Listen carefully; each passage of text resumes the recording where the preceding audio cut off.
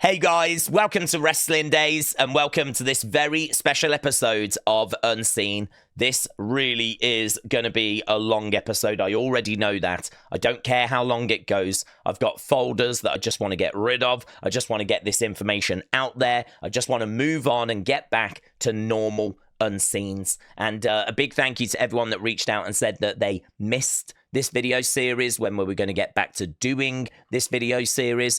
The honest answer is, I didn't intend to not do it, but my voice was pretty shot. I'm sure if you joined us during the watch-alongs, you could tell that my voice was really done. I mean, it was cooked. The watch-alongs really took whatever was left out of it. But not only that, it was genuinely really hard to keep up with the notifications. So much stuff coming through, so much information, so much news, so much reaction that, it was just not possible. I mean, it just became not possible. So I've been able to sit down and spend hours getting folders together, catching up a bit, and we are where we are. So I want to get this out there. I don't care how long this video goes. I just want to get the folders empty, and I want to start from scratch tomorrow with bringing regular, normal Unseens back. So this is very much a bumper issue, a bumper episode, a catch-up episode, and there is a lot of stuff in here. Some really fun stuff, some really interesting stuff, lots of stuff, lots of quotes, right? From all over WrestleMania weekend, Raw, NXT, Stand and Deliver, WrestleMania itself, WrestleMania Roast. I mean, there is just loads, right? Loads. There'll be stuff in here that I've forgotten about, right? But I don't know that I'm going to show you or tell you anything that's going to be more mind-blowing than what The Rock said in that interview early on Tuesday, because The Rock kind of implied and really threw Triple H under the bus, I thought, but he heavily implied that the whole selling of the soul idea was not as well thought out as we thought, right? It's not this big, grand story that we thought it was. It turns out ticket sales for Elimination Chamber were slow. Turns out Ari Emanuel got in touch with The Rock to say, can you help us out with that? And it turns out that Ari Emanuel also said, we're struggling for some major Elimination Chamber. Can you help us out with that as well? Now, imagine that. Imagine that ticket sales are slow. Like, that's obviously not a good sign for Triple H because he's in charge of creative. So that would suggest that the creative has not been compelling enough to sell the tickets required. And then not only that, we're also struggling with something major for Elimination Chamber, that sort of can't miss moment. Again, that's not great, is it, for creative? That's not a good sign that creative can't think or find a major moment. And so The Rock making those comments really has got me wondering, are we working towards the power struggle? Are we planting seeds for something that's going to come to fruition down the road? The Rock said he's a long gamer. Right now, he's kind of insinuated that that's not true. But what if he's playing us? What if he's playing us? I don't know that that's true, by the way. I don't know that he is playing us. I'm just saying, what if he's playing us? What if we look back on this interview? What if we look back on these comments in months and months' time and we go, that was clever. That was clever to throw us off the scent. That was clever for him to kind of say a few things that weren't true, plant a few seeds, cause a bit of disruption to get us where we need to get to. Because him criticizing the ticket sales, him criticizing the fact creative didn't have anything major for Elimination Chamber, that could be the seeds to get us to Rock versus Triple H. Not as a match, of course, Triple H can't wrestle, but you could certainly do Team Rock against Team Triple H. Maybe Survivor Series, which just happens to be in a stadium this year, which just happens to have no advertisement for War Games, so means we might need to do something different instead of War Games. So could we do Team Rock against Team Triple H? Now that WrestleMania is out the way, are we planting seeds for that now? I don't know. Just a thought. Not just my thought. Other people are thinking this as well. I've seen other comments regarding this as well. I just find those comments very interesting. And just to hammer that home, he did also say that he was watching the main event of WrestleMania, and he said there were things I would have done creatively. So again, more criticism of the creative. So, and to confuse matters further, this t-shirt, so King Kong Chaplin, shout out to you, this t-shirt was spotted at WrestleMania. Finally, The Rock has come back to Las Vegas, and of course, he wasn't there, even though he could have been there. And this shirt seems to advertise the fact he was going to be there. He wasn't there. So that's obviously quite confusing. Some people are thinking that actually there might have been a real life falling out between The Rock and Triple H, and that this isn't building to like a storyline feud. There is an actual feud. So there's quite a few thoughts and quite a few theories doing the rounds as a result of this bonkers interview that The Rock gave today. So the fact that The Rock said that the whole selling of the soul thing was something he came up with, right? So he had the phone call just before Elimination Chamber, about a month before, and he came up with the idea of Cody selling his soul in that time period. So that would suggest that the hand gesture is not something that was planned with this big story attached. We all thought that this was counting down members of his group. Maybe the first person is him. The second person at Elimination Chamber would be John Cena. And then the third person we thought may be revealed at WrestleMania. Well, The Rock wasn't at WrestleMania. And now we're finding out that he only came up with this selling of the soul idea about a month before Elimination Chamber. So the question remains, when The Rock at Bad Blood is doing this hand gesture, what did it mean at that time? At that time, what did it mean? Because at that time, it doesn't seem like the idea of John Cena turning heel or Cody turning heel or someone selling their soul, that idea had not happened at that point. So when he's doing this, what was that about? So you can see here, people were blasting Sean Ross Sapp because back in March, because Sean had said that the hand gesture, it doesn't mean anything, right? When are you not going to realize it doesn't mean anything? Back in March, The Rock said it did. He said he was playing the long game, and it's okay if you didn't believe it, but it did mean something. And now Sean Ross Sapp's going back to the people that were having a go at him back in March, and he's basically laughing at them now, going, I told you that hand gesture didn't mean anything. So that was Sean Ross Sapp just 5 hours ago. Yeah. Here, look, this person's like, we're waiting for the apology about Bad Blood. Basically, you said the hand gesture didn't mean anything. And these were the kind of messages that Sean was getting following The Rock's remarks back in early March about the hand gesture meaning something and that it did mean something. And now, of course, today, it's sort of been revealed it didn't. It didn't. He only had the idea of selling the soul and all of that a month before Elimination Chamber. So there we go. Sean, we're waiting for the apology post about Bad Bloods. And here's Sean 5 hours ago. Are you? Are you really? Are you still waiting for that? Are you after today's revelation?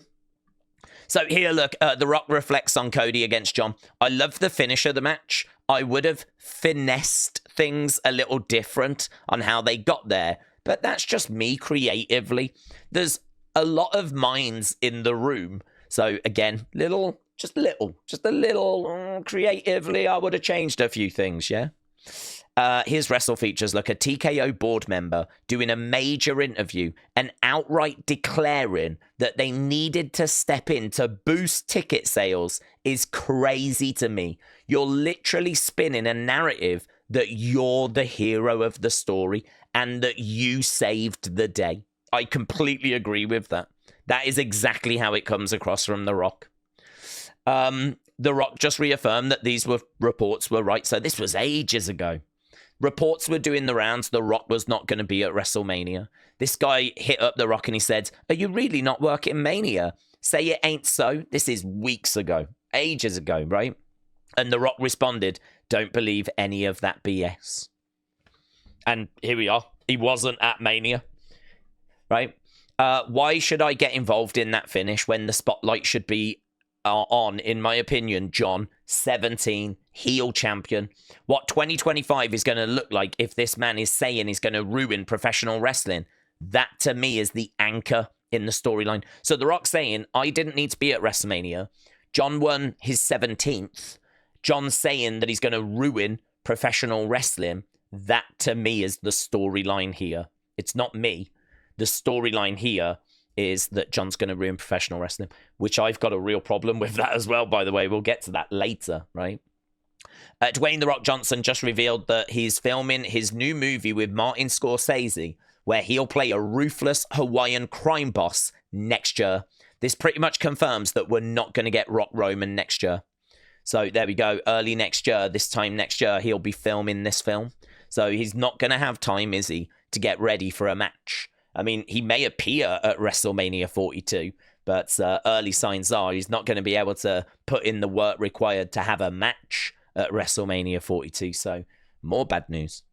The Rock confirmed that he wanted Cody to turn heel. He still thinks he will turn heel down the road. It was Triple H's idea to turn John Cena heel. I feel like Triple H has revealed that he spoke to John at the end of 2024, which I still think would have been after The Rock did his whole 1, 2, 3 thing. So again, it makes us question when he's doing that at Bad Bloods. What does this mean in that moment? They can always retrospectively make it mean something, but when he's doing it in the moment, what does it mean? Honestly, one of the theories at that time was that he's actually counting down for his music to hit. And then his music hits and he does that hand gesture and he walks away. And that was it. It was a countdown for the music to hit. I honestly don't know if I'm now not back to that actually being the answer, right? The thing is, they can always revisit it, can't they? The Rock can always come back out at Backlash. He can do the hand gesture thing again. They can make it mean that it was 3 people, right? We can always do that. That's not a dead option to them. But I really am struggling to believe that that is what it always was. I'm really struggling to believe that that's what it was when he first did it. I know some of this might be a little bit confusing, but yeah, hopefully I'm explaining it as clearly as possible. The Rock calls Seth Rollins a Superman, but then later says he got a text from someone he calls the Superman of the company, saying that his soul is for sale. These top guys, one in particular who I love and is my guy. So basically, he calls Seth earlier in the interview his Superman, then later reveals that there's a guy in the company who he likes to call the Superman of the company, was interested in selling his soul. And that is Seth. I mean, he basically gives us the answer earlier in the same interview. I don't know if this guy is that stupid. I don't know that he's not doing this and knowing exactly what he's doing, right? This is the point I made earlier. Is he playing us here? I struggle to believe that he could say these things and not know what he's saying, right? I mean, he's giving away the answers here. Is he really that stupid? Or is he playing us?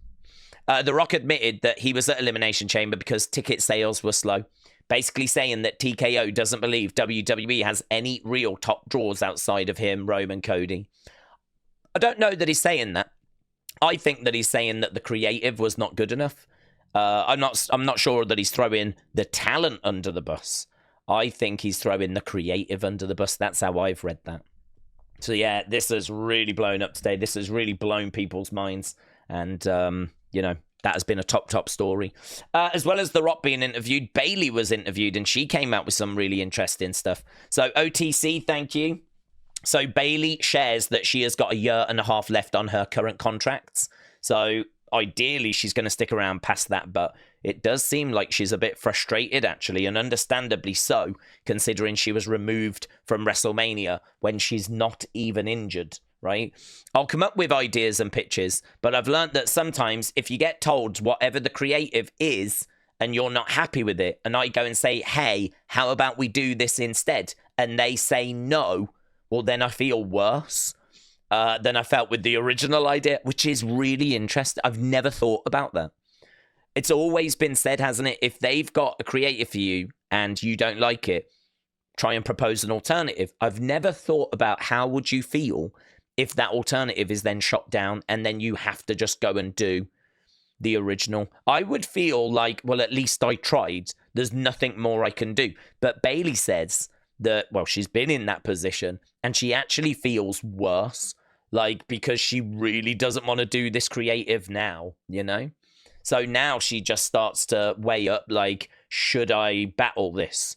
Is it going to make me feel worse if it doesn't change? Which I thought was a really interesting comment.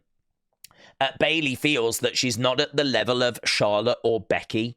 She says, I don't feel that I'm at their level. We came up together. So, like, they're up here and I'm not there yet. Maybe that's kind of where people base it off or where they judge it. I get my feedback from the right people, like Tyler Breeze. She also mentions about Tyson Kidd. Whatever he says, I respect and I believe him. So as many people think that I'm not at this level or whatever, part of me agrees with them because I'm not there yet. It's really interesting. She says that, like, she really doesn't try to spend time on social media anymore because there's a lot of comments on there. And she says, you know, she doesn't really need that negativity and everything, but also she does find herself agreeing with some of it as well. There's another interesting comment about her injury, which I think might explain a few things. This is quite interesting as well. There's a bit in here that's really done the rounds. And how do you... Yeah. And then it's like, well, what now? Yeah, I know. It's, oof. By the time this comes out, there's going to be even... Wait, what does that mean? So he basically says, so they had you in the Rumble, and then apparently there wasn't, like, any big plans for her. And so he's like, how does that make you feel? And she's like, well, by the time this interview comes out, that's going to be even. And then she, like, bites her tongue because she's like, I can't say anything. And obviously she knows this interview's recorded days and days and days ago. As she's recording this, she's currently going to be at WrestleMania fighting for the tag titles. But obviously she would end up being attacked and replaced by Becky. She knows that's about to happen, but it hasn't happened yet at the time of recording this. So it's crazy, isn't it? She knows in this interview she won't be at WrestleMania. Chris doesn't at this point. And so, and they're just having a conversation about, you know, how does it feel knowing that the creative isn't quite there for you? And she's like, well, just wait for this interview to come out. You know, I better not say anymore, kind of a thing. That's crazy, isn't it? Bayley said, my pandemic injury ended up being way bigger than anyone knows. She doesn't go into detail, but she does say, like, walking, wrestling, it was hard, and there's still things that she can't do. I think this injury changes Bayley. That's the impression I got. I think this injury changes Bayley, and I think that Bayley has not been the same since this injury, and she may never be the same since this injury, which then leads us into like damage control, because she said that she wanted Alba Fire and Raquel to be in the lineup, and she wanted it to be a 5-person lineup. She said Raquel was going to be the muscle. Alba and Io, I think, were teaming a little bit at the time. In my mind, there were 2 tag teams, and Io was going to be my champion. She would be the champion. So that was kind of how it worked in Bayley's mind. She also said that she wanted to form Damage Control because she was going to allow them to shine. They would win the championships. She would kind of be along for the ride. And of course, once they'd had a degree of success, she would then turn and try and, you know, steal those championships away. But that was going to be the long story, you know? But I think the reason she wanted to surround herself is because I just don't think we're looking at the same Bayley anymore after this injury. This injury article is really interesting. It's really well worth a read, right? So that was the Bayley stuff. Let's go over to Friday. I've got my Friday folder. So finding these folders might be a bit difficult, but there we go. So we got a few bits in this Friday one. This is going to have a lot of, like, Hall of Fame stuff. There is LA Knight's date on the red carpet, right? He's being interviewed by Byron. So if we just skip forward. Where's she going? I see that. I guess she's done. Just lose your date? See you later. Yeah, she left me. Sorry. Did you just lose your date? Yep. She's left me. She's gone. She just walks off, and that's it. So LA Knight lost his date on the red carpet. Jey Uso, mate, he had a few drinks over the weekend, didn't he? And that showed itself. That's the whole thing, Jackie. I don't even know how I'm gonna do it. You know what I'm saying? What I'm gonna do it, you know?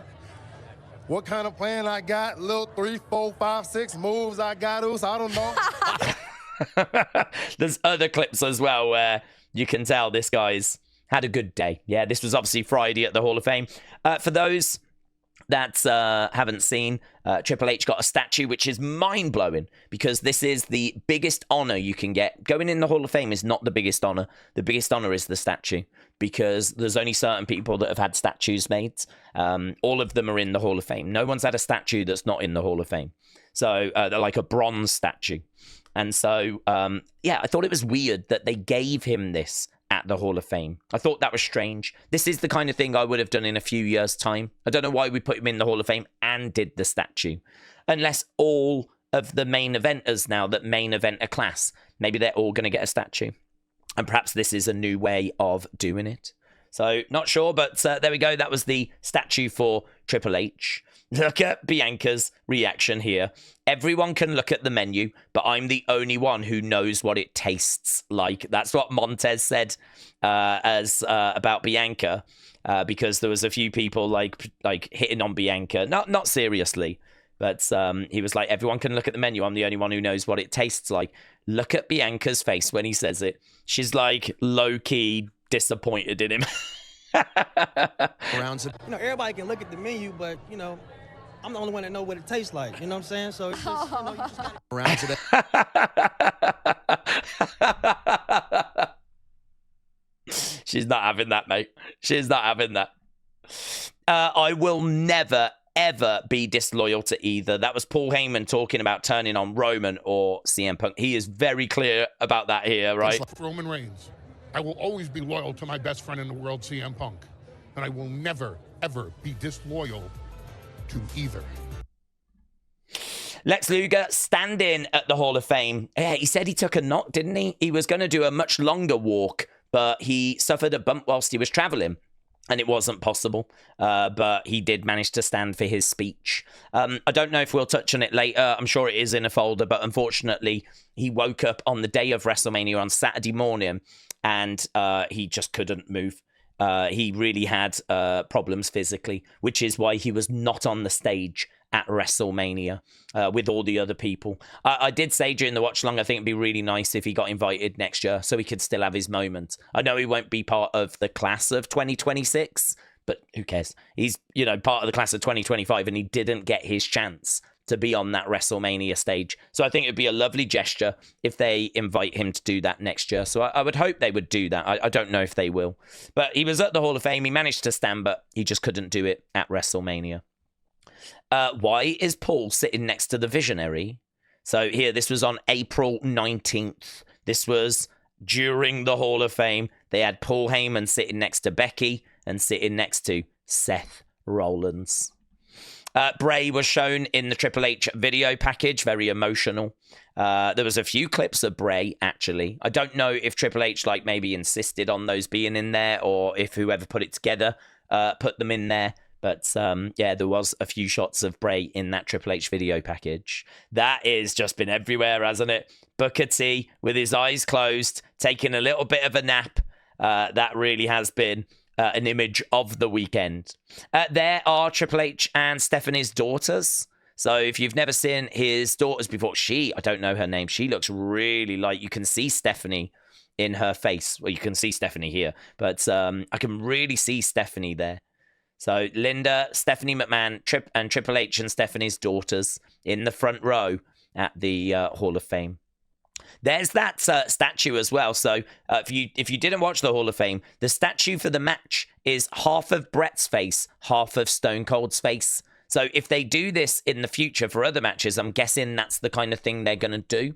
It looked really cool, actually. It was very different. I thought it worked quite well. And they've got a side plate for on each side. I think that's the Bret one. There was one on that side for Stone Cold as well. But yeah, obviously we're expecting more matches to go in. So that's the kind of award that we expect to see now going forward.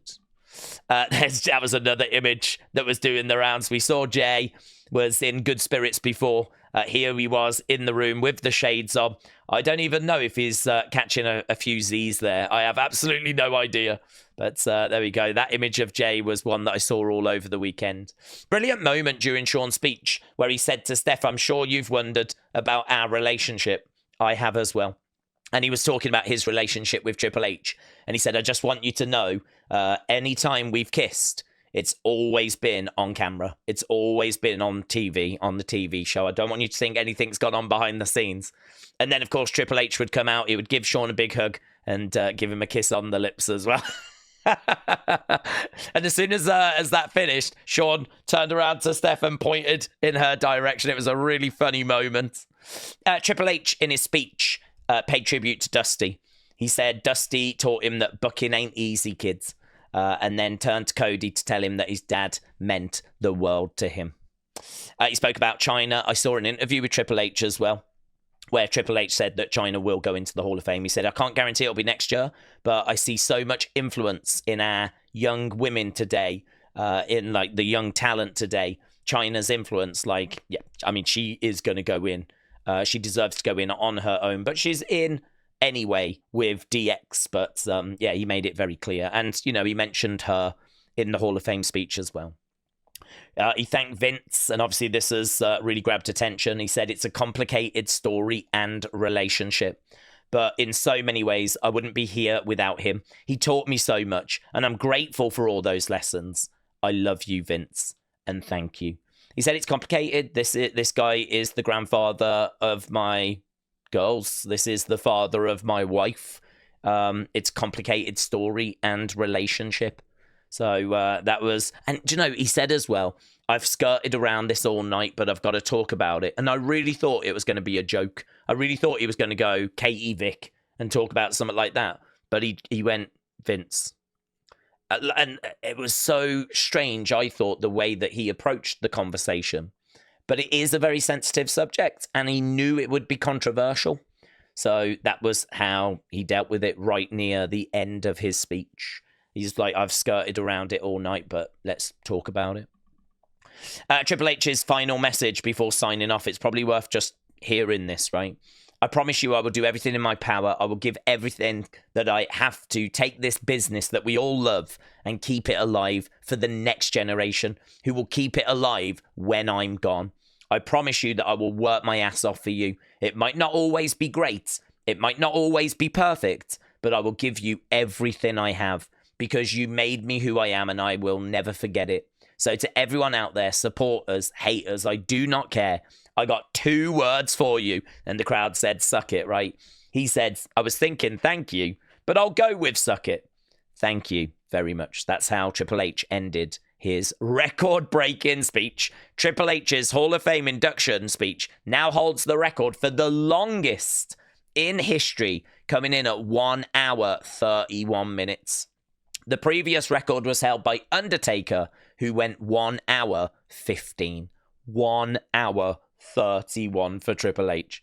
It's funny because I was saying, nah, he won't go that long because he's got to be up in the morning. It's WrestleMania. I was like, he'll keep it, you know, decent. 20 minutes, 30 minutes, something like that. 1 hour 30. Okay, so that was Hall of Fame. If we have a look at Stand and Deliver, I just love this. This is how we kicked off the weekend, really. Lash and Jakara coming down on the pre-show and like dressed as Las Vegas showgirls. So really did kind of kick things off in the right spirit. Mega Morant as well.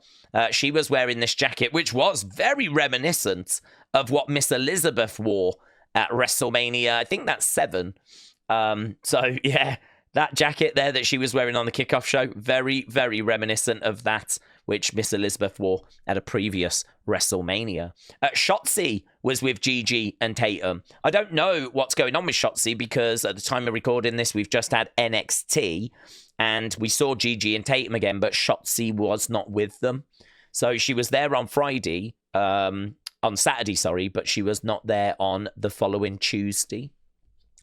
Ava said, as I mentioned on the Countdown show, for the first time in Stand and Deliver history, there are more women on the show than men. So here's to us inspiring the next generation of female superstars. Loud Tony Fumble chants. And again, I don't know if this is in a folder, but Ricky Saints did say, I really appreciate the support, but let's retire the Tony Fumble chant because I don't want to be knocking someone else down. He said he really appreciates the support though, but yeah, I do agree with him, to be honest.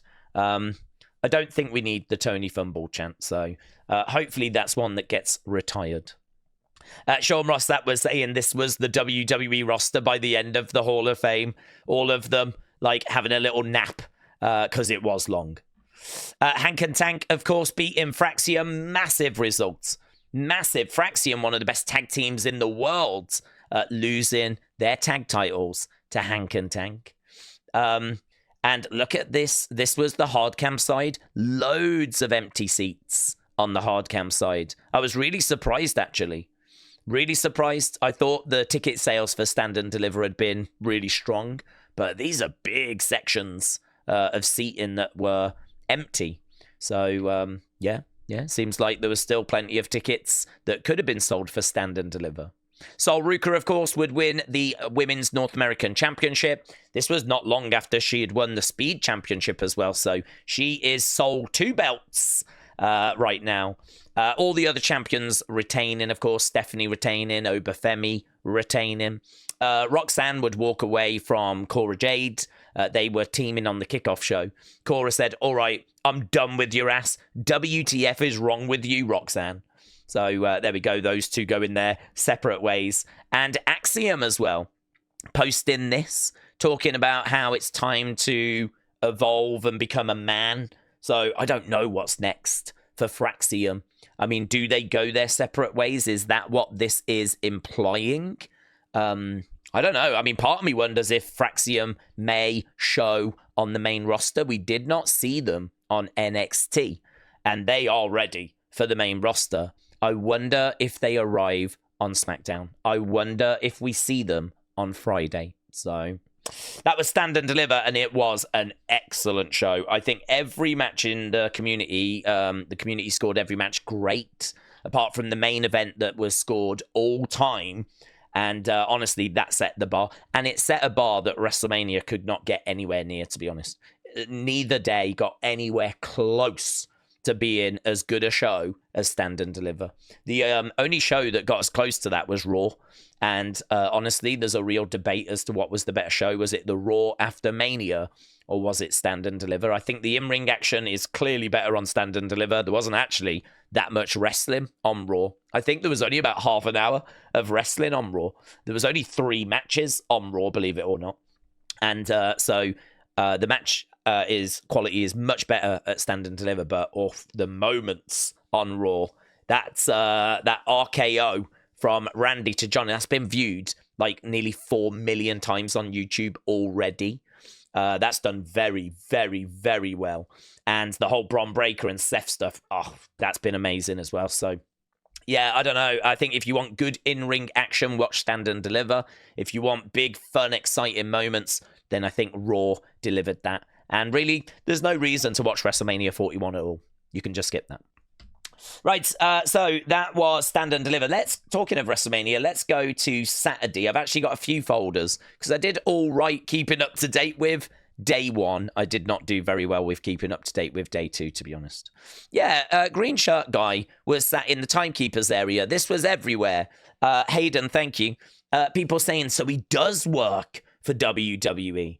I don't think he works for WWE, but I do think that he has got a ticket that gives him like the super VIP experience, because actually he was walking down to the ramp at the start of, I think it was day 2 with Wade Barrett. He was actually seen walking down the ramp with some other audience members, I believe.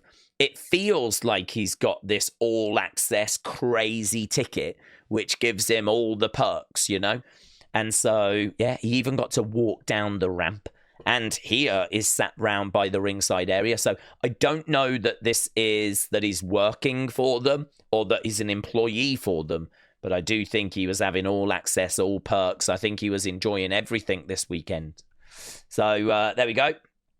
Heyman and Seth Rollins together now. So there we go. That's them following following their union.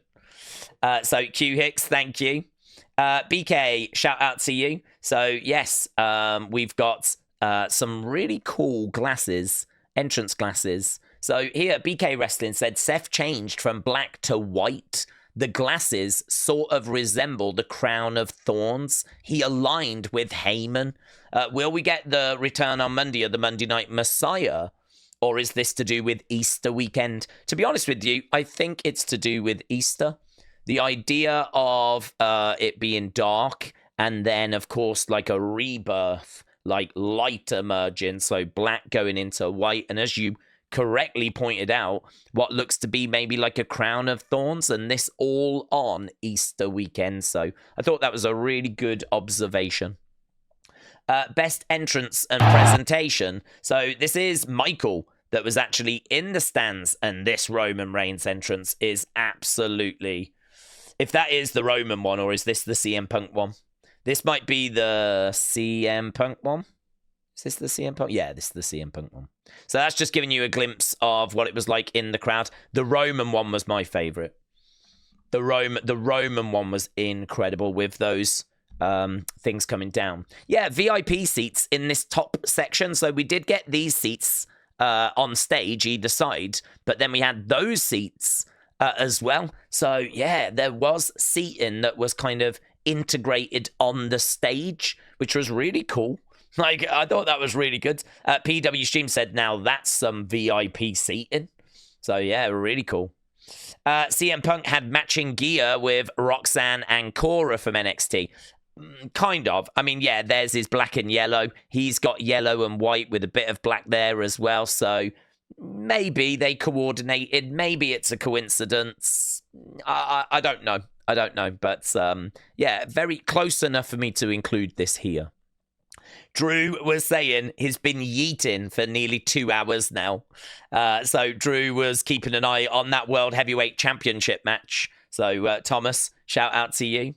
Here's Jason. He said the Samoan Warewolf mask for Jacob was made by me and the amazing crew. So this Jacob entrance, this mask, was made by Jason Baker. I mean, Jason Baker now really does contribute a lot to the product. I think he was also responsible for that amazing Cody mask, the one that was like Iron Man-esque. That was amazing. So there we go, Jason, taking responsibility for that.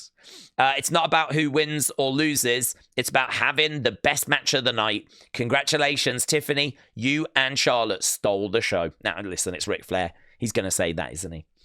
People are a little bit upset that Charlotte was doing the devil's kiss. It has been pointed out that she has done this move before. It's just that Stephanie is the one that's really got it over.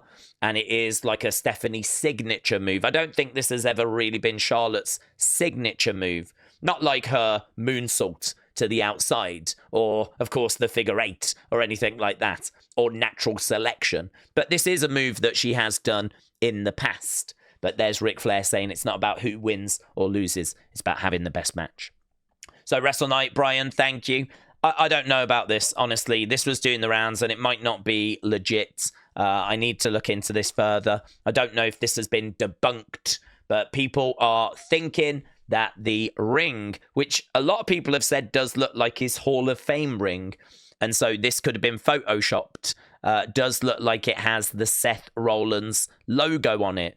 Again, I really don't know. I think the picture is a bit too blurry. I think there is potential for it to have been faked and for it to have been photoshopped. But this was doing the rounds, got tagged in it quite a bit. It's one of those where we would have to go back, have a look at the moment, have a look, see if we could see the ring throughout the match, and know if it is his Hall of Fame ring or if it is this. This may have been debunked, honestly. It may have been debunked. So take that with a massive pinch of salt. A little bit more work done there, but I got tagged in that quite a bit. Miss Clown, shout out to you. So, yeah, loads. I mean, tops, every time something was happening, they were getting a card done.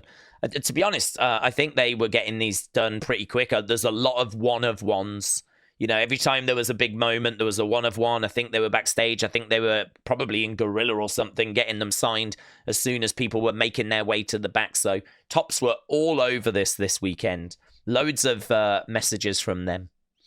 A slight mishap for Seth Rollins. I'm guessing this is when we had like the lights out, was it? So here he's just struggling to get all of that off. The glasses are brought out. So this is that change that we went through and saw during his entrance. So that really is unseen. That really is unseen. Because we never got to see that change, of course. Right, Gunther, of course, would lose to Jey. His reign officially ending 259 days.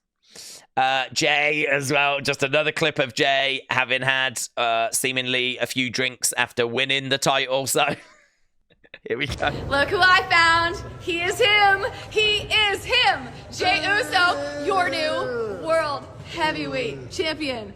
Hey, But you gotta do the. Hold up, but look though, y'all the first one to see the blue plates on there. Whoa, this exclusive. You feel me? Woo! But do you feel me? I do. I like the blue, yo. It's so good. Man, how happy are you that 2 years ago you said deuces ooses? Come on, dog. Come on. Hey.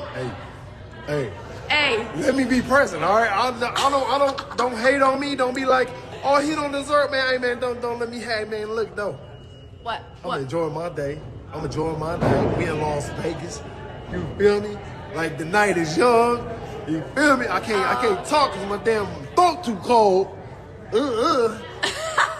How much is But that? do you see my shirt though, Jackie? Yo? I do see. Part two. World heavyweight champ. I can't tell if he's been drinking. I think he may have had a little something. I'm not sure, actually, on reflection, rewatching it. But maybe he's just in good spirits. But there we go. That was him backstage with Jackie after winning his World Heavyweight Championship. Finn Balor tweeted out, yeet. Jey Uso's World Heavyweight Championship win has already got 16,000 dislikes. I don't know kind of where we are with that. We know that this was split in opinion. It was always going to split opinion. But he got a great reaction on Raw, which I thought was really strange. Cody, of course, getting booed out the building on Friday night on SmackDown. Booed out the building. Did an amazing job turning that round, by the way. Got booed and turned it into cheers. Did an amazing job. But, yeah, WrestleMania, it was, I would say, majority behind John Cena.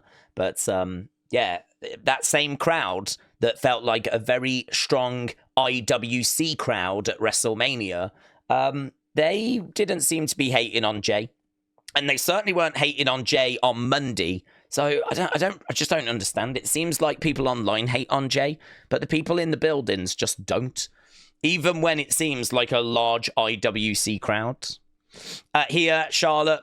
Yeah, people have said, have they changed these? Because Charlotte's not won that many women's titles and that many women's world titles. She's won like Raw women's titles and SmackDown women's titles. I think what they've done is because that belt is on Raw, I'm guessing all of her Raw world titles are in that number. Because that's the belt on SmackDown, I'm guessing really those are the ones, the SmackDown wins that she's had. So few people just questioning the accomplishment list. Here, Chanman said, I wish that Charlotte and Tiffy had coordinated their gear before the match with similar colours and hair covering their faces. It's genuinely hard to tell them apart. That is true. A lot of people were saying that exact same thing, actually. A lot of people said that same thing. This is, hands down, one of the worst WrestleMania crowds of all time, said Elite Rockers. These guys paid thousands of dollars just to sit like they're in a library or something. So, little bit of criticism of the crowds. Dave Meltzer said Stratton pinned Flair with a moonsault. They had the longest match so far. There were a lot of problems. Bro, where's Lex Luger? So, as we said, Lex Luger not on the stage, but we would later find out that he had some physical issues. This was the Hall of Fame segment. Look at Brett. Look at Brett. Look at Brett. Come on now, Brett. I don't know even why he did that. But here, Triple H came out, shook his hand. There's Brett. This guy. Oh, God. There's Tiffy after. Tiffany Stratton shows that she does still have all her teeth after WrestleMania. A lot of people thinking she'd chipped her tooth. I don't know if she had and if she got it dealt with backstage, like immediately. They may have like an emergency dentist back there just in case. So I genuinely don't know. Or was it that there was blood and it had kind of gone quite dark and it was, you know, I don't know. I mean, it was quite a physical match. You can see the marks and everything. I've said before, I didn't mind that it was quite scrappy.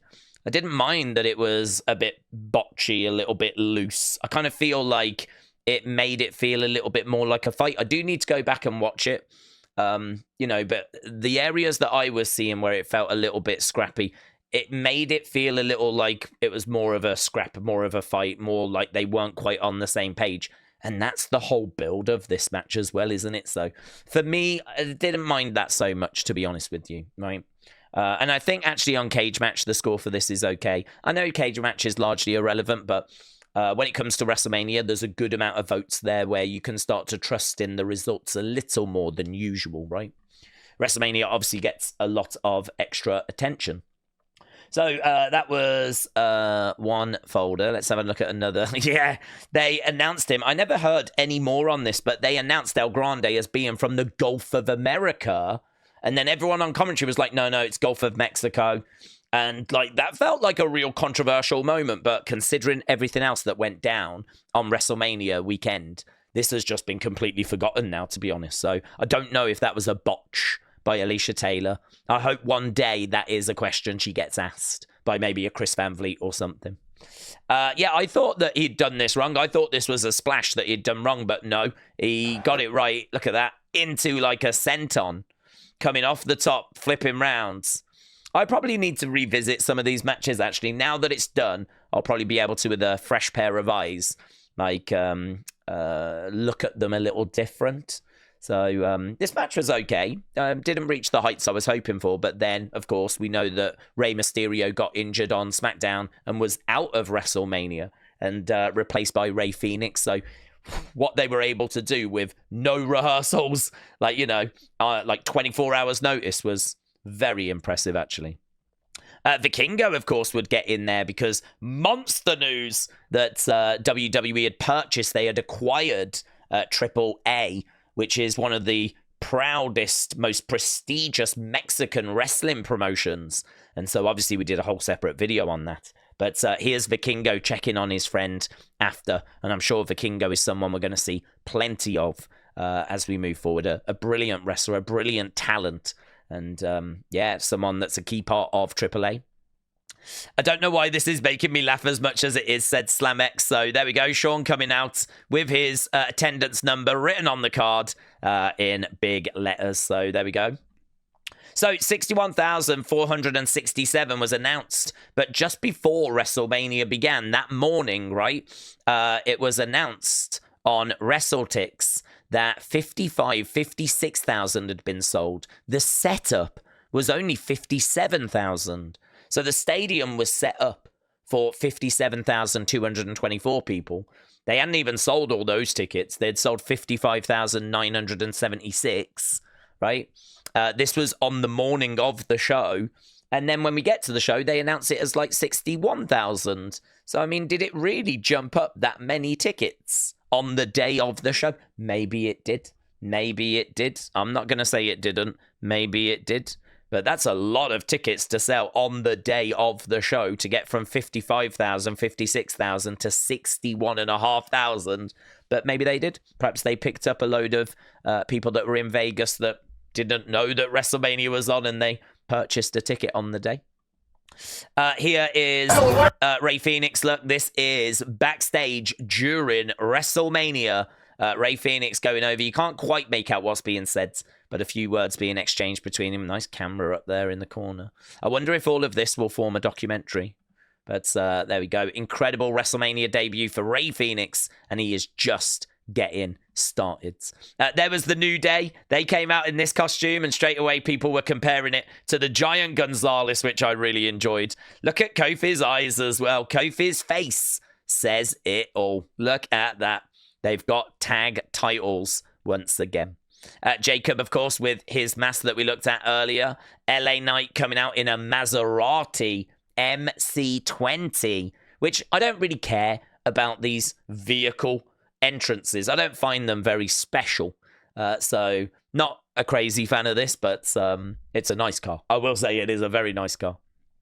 Mid-air BFT. I think the word mid is probably right for this. I saw a little bit of praise for this. I don't really rate this. I don't think he really gets it.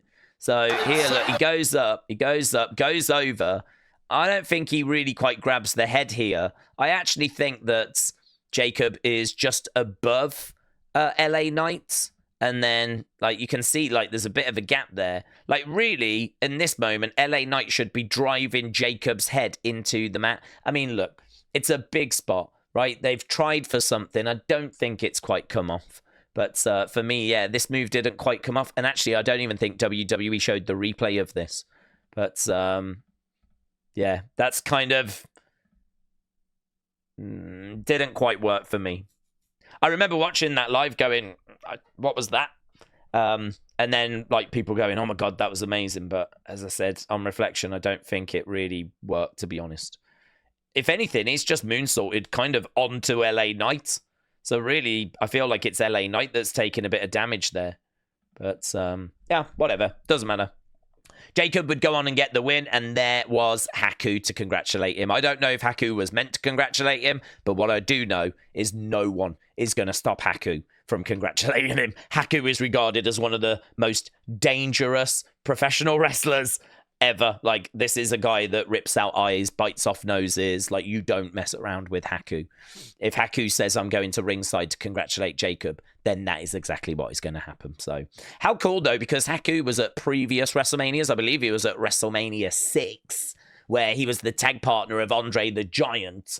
So, here he is at WrestleMania 41, congratulating Jacob Fatu. So, amazing. LA Knight's title reign came to an end at 43 days. There is the picture of Jacob with Triple H backstage. Then we had Jade's entrance, and they had this guy from the Weather Channel, this Jim guy. He was part of her entrance, which didn't really work for me because I don't know who this is. But yeah, it seemed to work for quite a few people. Bayley, of course, was replaced, and she was attacked backstage. And we spoke about that earlier. Well, Mercedes Moné says, you phone Moné. You phone money, right, Bayley? So she's basically saying, call me. Yeah? Call me. Call me. You don't have to put up with this. Don't forget, she walked out. And she loves Bayley. So she would definitely... And listen, if Bayley walked out, Tony Khan is giving her a job. I've no doubt about that. Right, but Bayley's not going to do that, of course. WWE Creative Humor said any match involving Jade should have caution tape involved. So a little bit of shade being thrown there. Right, I think all of this is really to do with that main event of night 1. Seth Rollins literally burning it down. And a lot of people were looking at him with that flamethrower and comparing it to The Rock at WrestleMania 32, believing that that was a clue that these two were working together. And listen, they still could be, right? Just because that wasn't revealed at WrestleMania or on Raw doesn't mean that we're still not going to go there as well, right? The carnage during this match at the ringside area, of course. Absolute chaos. This folder's a bit of a mixed bag, to be honest. I didn't get a chance to go in and, like, sort it, so this was a glorious mess. It really was fun. It was probably my favourite match of the weekend, with the women's triple threat coming in second. This folder's going to be a bit of a glorious mess as well. There's The Rock and Seth. Seth Rollins using the sharpshooter, which was cheeky. Imagine if CM Punk had tapped out to that, considering how much he loves Bret Hart, right? The Monday Night Messiah said Sportskeeda about that entrance. Paul Heyman just couldn't bear to watch at times. This, of course, before the betrayal. Roman Reigns looking so fly, so fresh. Absolutely amazing for Roman's entrance.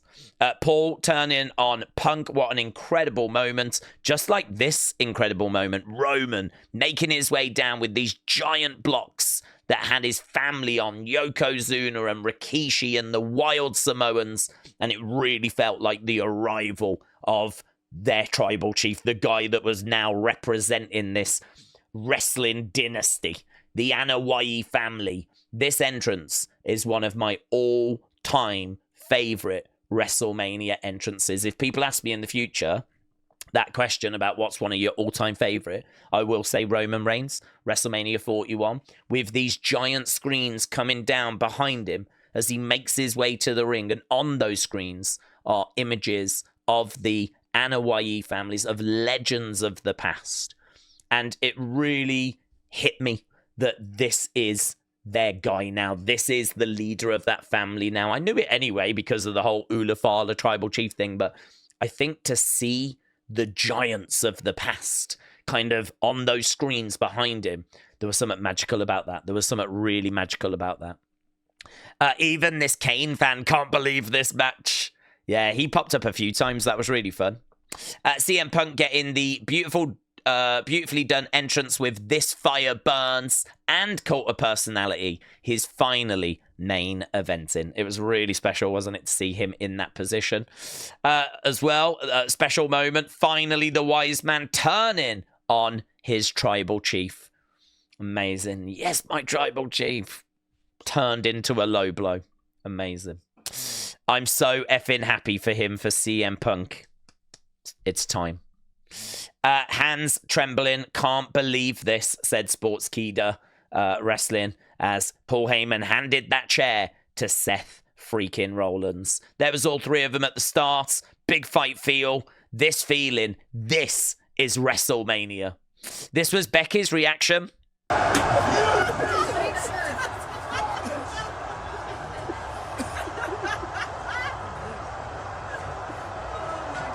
That was Becky reacting to the Seth turn moment. And yeah, it seems like CM Punk was taking inspiration from his pipe bomb attire. Again, not exactly the same, but maybe a little bit of inspiration there. The closing shot to tonight's show. Look at that. Look at that. CM Punk just cooked Seth Rollins with this fan's $500 WrestleMania chair. It is true. He did use that fan's chair. I hope that fan got that chair back, by the way. I'm sure he did. Roman and Punk can't believe it. Again, another closing shot to night one. We've got a flying OTC. A flying OTC. Look at that. So good. Jessica Carr says, I love what we do. The new announce tables as well for WrestleMania. Bro, those announce tables look too good to go through, said WrestleMania. They did break. They did break. I think they wanted these to break, but the normal ones that we get on Raw and SmackDown, there's just no break in those. Big Bronson Reed said again, what did I tell you about Seth? Oh, but I was the bad guy. So a lot of people said that Seth couldn't be trusted. CM Punk just mocked Roman Reigns. So here, I don't know if you caught this bit, but there, look. So there we go. Look, CM Punk mocking Roman. Mask J said either Seth comes out in regular gear going forward or Paul Heyman comes out in matching outfits with Seth. Adam Goldberg said it's not even a contest, match of the night, and of course it was. For me, it was match of the weekend. CM Punk didn't speak to Jackie after. No words exchanged after between CM Punk and Jackie. Seth was shouting to Roman, you're here without anyone. He was like, you've lost all these people. And even Jon Moxley was mentioned. I'm sure you picked up on that. Here's Carrion. He says, why are you so surprised? Saw it a mile away. And there is Carrion in the background of Seth. So Carrion asked him, why are you so surprised? This was Vanessa Hudgens when we got that Paul Heyman moment.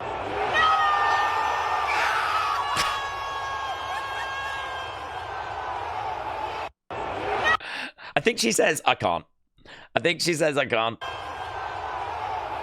I can't. I just can't. I can't. I just can't.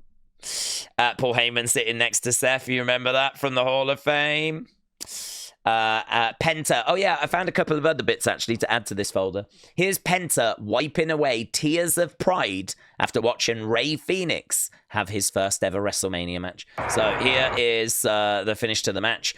As soon as the match ends, look, this person finds what we believe is, or what this person believes is, Penta. There, look, without his mask on, watching, wiping some tears away from his eyes. And that must be surreal, in all fairness, if you think about where these guys have been. It must be surreal. And there he is, look, wiping some tears away. So, Jacqueline Hyde, thank you. Okay, so just talking about AAA, and I think it is worth focusing on this. There was loads that were spoken about after, but I think this AAA thing is huge. I did do a separate video on it, so I'm not going to go into it now. Triple H says WWE aren't looking to revamp the style of Lucha Libre AAA following the company's acquisition. He said it's a very exciting time for us, very exciting opportunity. I think for us to continue to grow Lucha Libre, which for many of you who know that are fans of that or grew up there, it's woven into the fabric of the culture. It really is. It resonates with everybody. It's impressive to see, and we want to make sure that that not only exists, but continues to thrive and continues to grow. I'm a big fan of Lucha as a style. I think having all styles is incredibly valuable. Obviously, we have a particular one that we like to do in WWE, but that does not mean that we are looking to massively revamp anything. I'm looking to keep Lucha Libre as traditional Lucha Libre within that world and just help it grow and help the athletes that grow up, fans of it in those markets, to realize their dream. We're just helping to do it in the US, whether it's finding athletes from college or next in line programs or anything, turning people onto it, whether they grew up in it or not. Let them fall in love with it and let them become great at it. And that will be our goal globally, is to have the best of the best from around the world. So there we go. I mean, they're not looking to make major changes when it comes to the content of AAA, although there was a rumor that they are considering changing the name from AAA to NXT Mexico, which I really hope they don't do. I think AAA is a very prestigious promotion with its own fan base, loyal fan base, lots of history. I really don't like the idea of us coming in, buying the company and changing the name to NXT Mexico. But, well, you know, people are going to have to make that decision, aren't they? And we'll have to see what happens there. So that was day one. I did pretty well at keeping up with the folder for day one. I did not do very well on day two, I'll tell you now. Right, WrestleMania day two was a struggle. There was just so much that was happening.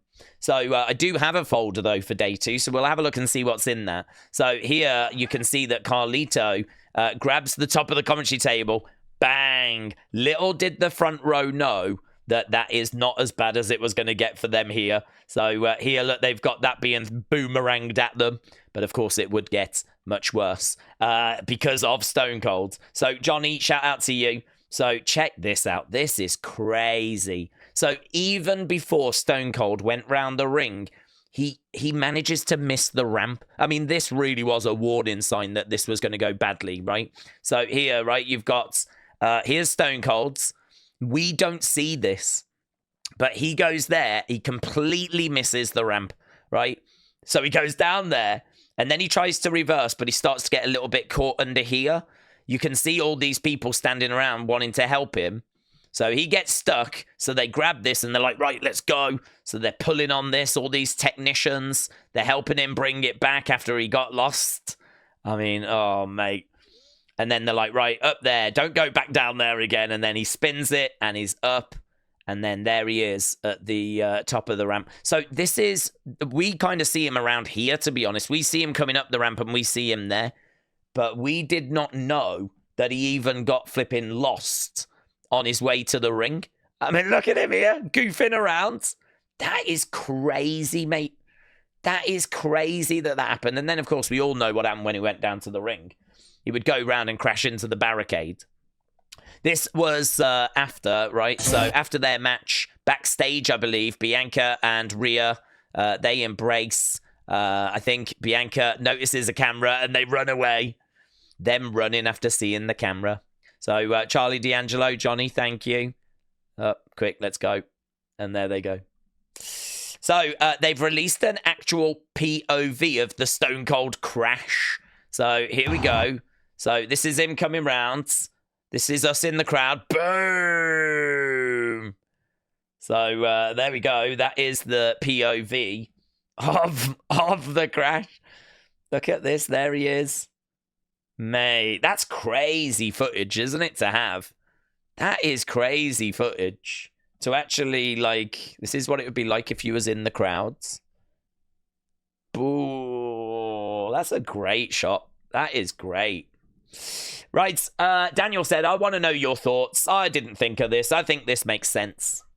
I think this is one of the stupidest things I've read. So here, the fact some of you don't know, a good storyline shows greatly, and it proves Triple H right, and WWE know what they're doing. Cena said for weeks that he was going to ruin wrestling, and that includes WrestleMania. He said that we get nothing. No final boss, no fancy Cena entrance, no celebratory fireworks, an appearance by Travis Scott who no one wanted to see. We got nothing. This was seen as payback to the whole IWC for 25 years of Cena sucks. Cena can't wrestle. I wish that spinner belt was gone. It was glorious. This is a masterclass ending to WrestleMania and ruining a 17 world title win celebration by making it bland is clever. This is filet mignon.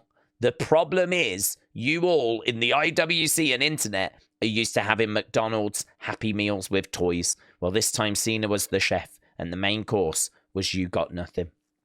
Now, that is one of the stupidest things I've ever read, right? No shade on this person, but I think to celebrate what is regarded as one of the worst WrestleMania main events is maybe the dictionary definition of madness, right? Now, there may be some truth in that this was their intention for John, for him to slow the match down and try to ruin the match. The thing is, though, you need Cody to then speed the match back up, right? John might try to ruin the main event, but he can't be allowed to ruin the main event. People have spent thousands, right? And this idea that he's getting back at wrestling fans and getting back at the whole IWC. Well, there's kids in the crowd that have got nothing to do with this. There's kids in the crowd that have nothing to do with the IWC. There's kids in the crowd that have only ever supported John Cena.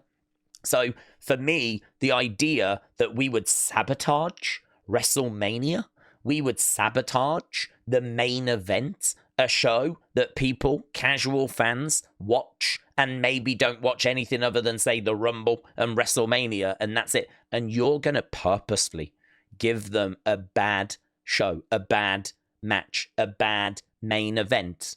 And we're meant to applaud this like it's some sort of genius move. Is madness, because you are driving people away, right? You are driving fans away. People want to watch a product that is entertaining. People want to watch a match that's dramatic. This idea that Cena is going to ruin wrestling and he's going to ruin this match, and that's exactly what they did. I can buy that that's what he was trying to do, but what I can't buy is that he was allowed to succeed in doing that. Because if he slows the match down, Cody has to pick it up. If he's going to do nothing exciting, Cody's got to do exciting things, right? As much as John is trying to ruin it, Cody has to try and save it, right? And the fact that that battle was not on display, the fact that this was a slow, plodding match, and that it felt like we were laying the foundation for a much longer match. And then, of course, we just get Travis Scott coming down and a bit of a tug of war, and then it just ends. Like, for me, this is a bad match. It's a slow match where you are laying the foundations and then you would, like, pick the pace up, right? You're doing all that kind of foundation work, and then, of course, you build up the pace and everything. We don't really get that. We get a referee getting knocked down. We get Travis Scott coming down. We get a back and forth with the belt, and then the match ends. So it never really got anywhere. The idea that this match would be sabotaged in this way and that is something to be applauded is, in my opinion, a really bad take. A really bad take. So the reason why I'm talking about this is because that's a lot to put into a tweet. And I think there is something here in regards to, is that what John was trying to do? Because this match is not a good match. It is slow, it is plodding, and a lot of people are looking at it thinking, is that because John is washed? Has his agility left him? Is it that his skills are just not where they were? Is it that this is as good as John Cena can be in 2025? And I really hope not, because if that's the case, then it's going to be a bit of a struggle when it comes to watching John in matches in 2025. So I actually hope he was trying to I hope he is better than this. I hope he was trying to sabotage it. But the thing is, he can't be allowed to succeed, and certainly not at WrestleMania if that's what he was trying to do, because you've just basically told the world that your product is not very interesting, it's not very compelling at the moment, and that's not brilliant for business, is it? It certainly was not brilliant for morale when the whole flipping internet was crying about it, myself included. Yeah, the main event of WrestleMania 41, the match that closes, in my opinion, is one of the worst we've ever seen. ARC Gaming 1984, shout out to you, Sir Daniel, you wanted my thoughts. There you go. Rhea. Okay, so your daily reminder that we don't deserve Rhea Ripley. This is after her match. She picks up someone's glasses, pops them on, gives a couple of yeets, and then hands them back. Love that for her. So there we go.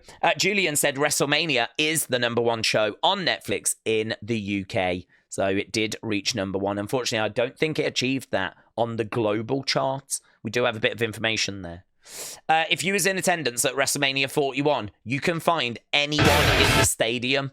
So here, look, you can actually zoom in and tag yourself. They've got this this ability where you can zoom in anywhere in the stadium and tag yourself. I don't really know how it works the other way around. I'm guessing there must be a camera the other way as well. But you can like proper zoom in anywhere, even go all the way up here, look. Go all the way up there and zoom in. That's crazy, isn't it? That's crazy that you can do that. I mean, maybe you can't. Well, maybe there isn't a camera on the other side. I don't know. But isn't that crazy where you can just go in and tag yourself? So there we go. Crazy. Right, WrestleMania 41 misses the Netflix top 10. Raw global views were up slightly. So early WrestleMania numbers and Raw numbers. So, I mean, we can have a quick look at them. I don't know that they're all that interesting, to be honest with you. So if we just go over here, I think I might need to just make this a bit bigger. Neither night of WrestleMania 41 finished in the top 10 for Netflix for the week, which would mean that each show did less than 2.7 million views and likely less than 3.7 million total views outside of the US. So these numbers seem to be, for WrestleMania, like, horrific. However, while this would figure most views for the Saturday show, it might not include Sunday show viewers completely. Royal Rumble did crack the top 10, but it did 2.1 million views, and that was an easier week. So, I mean, that seems to me to be just bonkers. I seem to remember, like, India, some numbers coming out of India that were, like, mind-blowing numbers for WrestleMania the other year. And now here we're struggling to break into, like, the global top 10. So the Raw show, the show before WrestleMania, is listed at 5.6 viewer hours, which would be like 2.9 total views. It's been around 2.8. So if it's gone to 2.9 now, then yes, that would be a slight increase.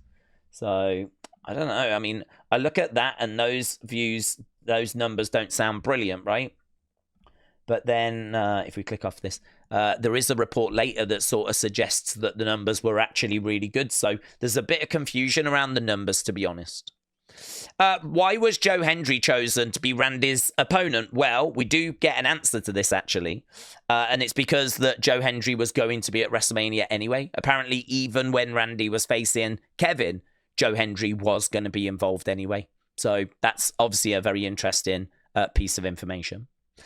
Here we go. Look, WrestleMania 41 is the most successful and highest grossing event in WWE history. It was also the most viewed WrestleMania of all time, up 114% from the record they set last year. How does this make any sense? How are they up 114% when the other report says they're struggling to even break into the top 10 global charts on Netflix? So how are they up 114%? To be honest, these are early numbers, and I'm seeing conflicting reports. I did click on this. There is not much in the way of detail. I have no idea where Variety get this 114 from. I don't know if it's like a press release that WWE have put out and they've just took the information. I'm sure lots of information will come out in the coming weeks, so we'll have to see kind of where it all settles. But at the moment, I'm seeing very conflicting reports. I wonder if he repeats the same thing next year. So sad at 39. Oh, yeah, I suppose he was sad, wasn't he, as well at 40 on night 1 and sad at WrestleMania in Vegas. I wonder if he will be. He has been sad 3 years in a row. It's just that on day 2, he was happy. But yeah, 3 years and 3 sad Cody Rhodeses. Rusev and CJ Perry, obviously they are now back together again in Las Vegas. So there we go. Rusev and Lana in Las Vegas. Yeah, this was weird. Walter J, thank you. So the seats that Henry and I had at WrestleMania were originally $5,000. We paid $400 each. This was my heist of the century. So dude was sat like here or something. Like sort of sat in this block around here. Apparently they were $5,000. He got them for $400. He claims that he bought them on the day of the show. And that's how he was able. So I wonder if someone kind of cancelled their tickets. And so the tickets then became available. And of course, you know, there's probably not anyone that's going to rock up to the ticket box, the box office, the ticket counter and go, yeah, I'll have the $5,000 sit. Well, maybe there would be. I mean, it is Vegas. But no, instead, it looks like they were selling $5,000 tickets for $400. That's crazy, isn't it? If that is true, that is crazy. So, yeah, well, Jade, thank you. I thought people would be interested in that. Okay, let's go WWE Sunday and see what's in that folder. Yeah, Tomasso had to shave off his beards.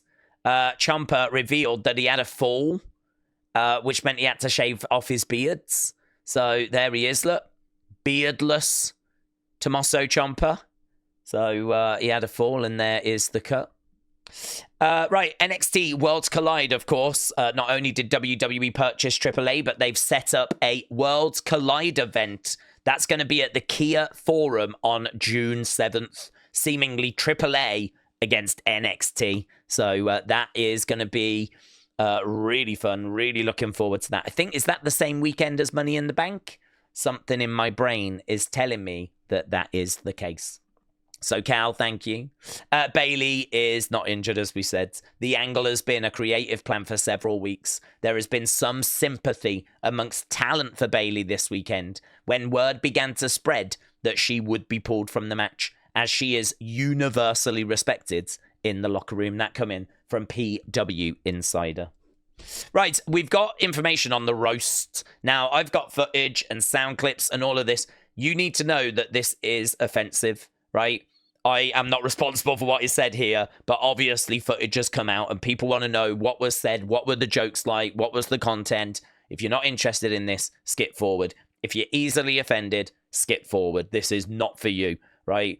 This was not meant to be broadcast. It hasn't been broadcast. They were all told to not record. I think they were even told to keep their phones in lockers or something, but obviously footage has emerged. I think we knew it would. So I'm going to play you bits and bobs. But again, if you're easily offended, skip. I've given you the warning, right? Nobody besides being on Joe Rogan's show until he went to the Republican National Convention and told a joke about Puerto Rico. One of the voices up here, I don't know if he's a Mexican or a Cuban, pretends to be Puerto Rican. Tony, meanwhile, makes jokes about Puerto Rico when he has the mustache of the 12-year-old homeless kid from San Juan. I mean, I don't sense the place going crazy. I don't sense the place, like, laughing its head off, you know? I mean, listen, comedy is comedy. I have no issue with what's being said personally. It's all banter, jokes, whatever, right? But I'm not hearing, like, big reactions coming out of the crowd. So Prehistoric Pin, shout out to you. Certified Winner said, I've put a few clips together. I've got about 9 minutes of leaked audio. So again, we'll listen to some examples here if we skip forward. In the industry, even when they are jokes like Hulk Hogan. Jeff Dye coming out here talking about Hulk Hogan and black when Jeff Dye has had more black inside him than Lisa Lampanelli.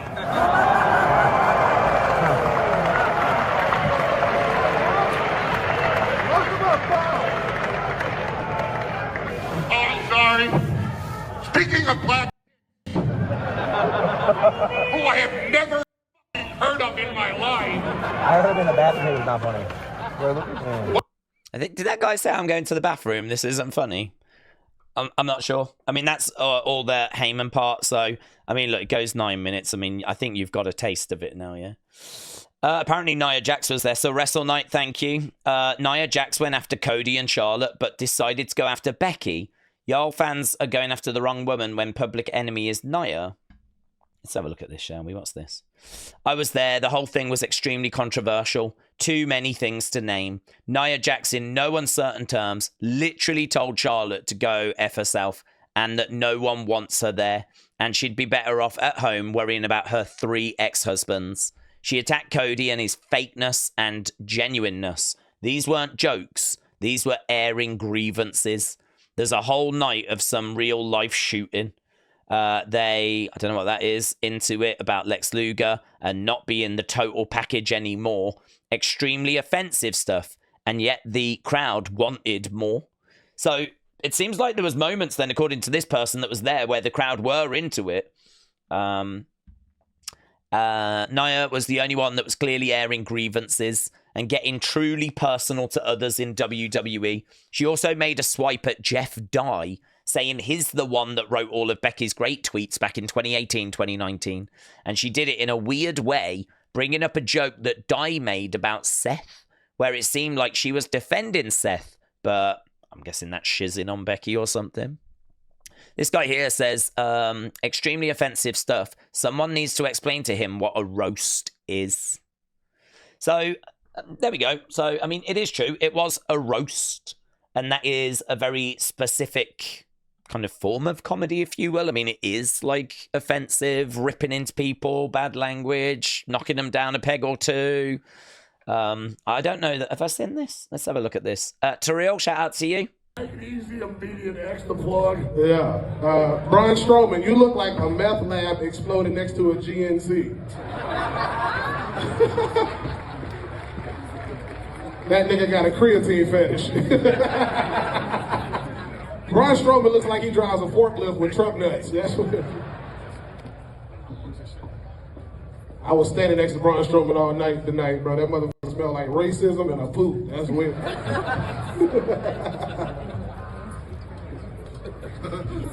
This just doesn't seem. It doesn't seem funny, and perhaps it's because I'm not drunk. But equally, I don't feel like any of the clips I'm seeing are the crowd like really reacting big. But I mean, yeah, it went on for a while, of course, and maybe just some of these clips are not the best moments, yeah? So it is what it is. So what happened at the roast? Let's see what's kind of written here.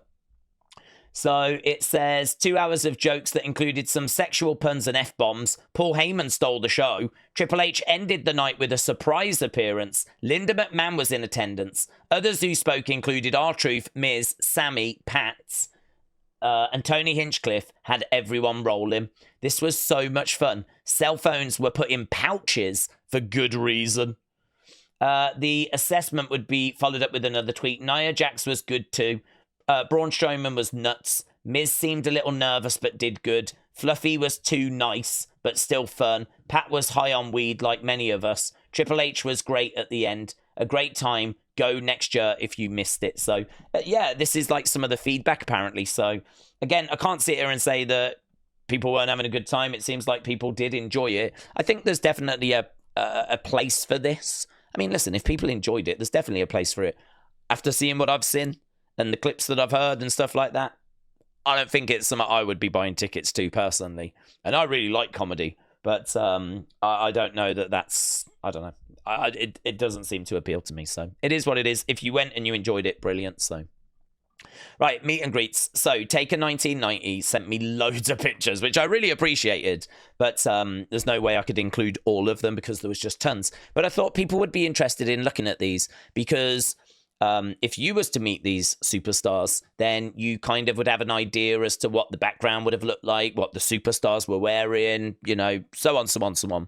So we've got Rikishi, Lita. These are at, like, the WrestleCons, right?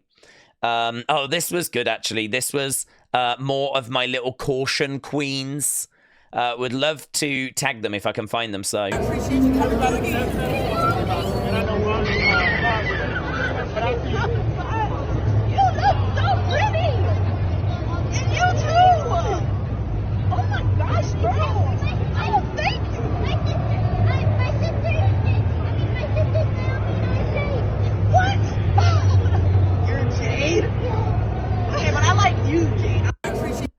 So she said, my sister's Naomi and I'm Jade's. And she's like, what? You're Jade's?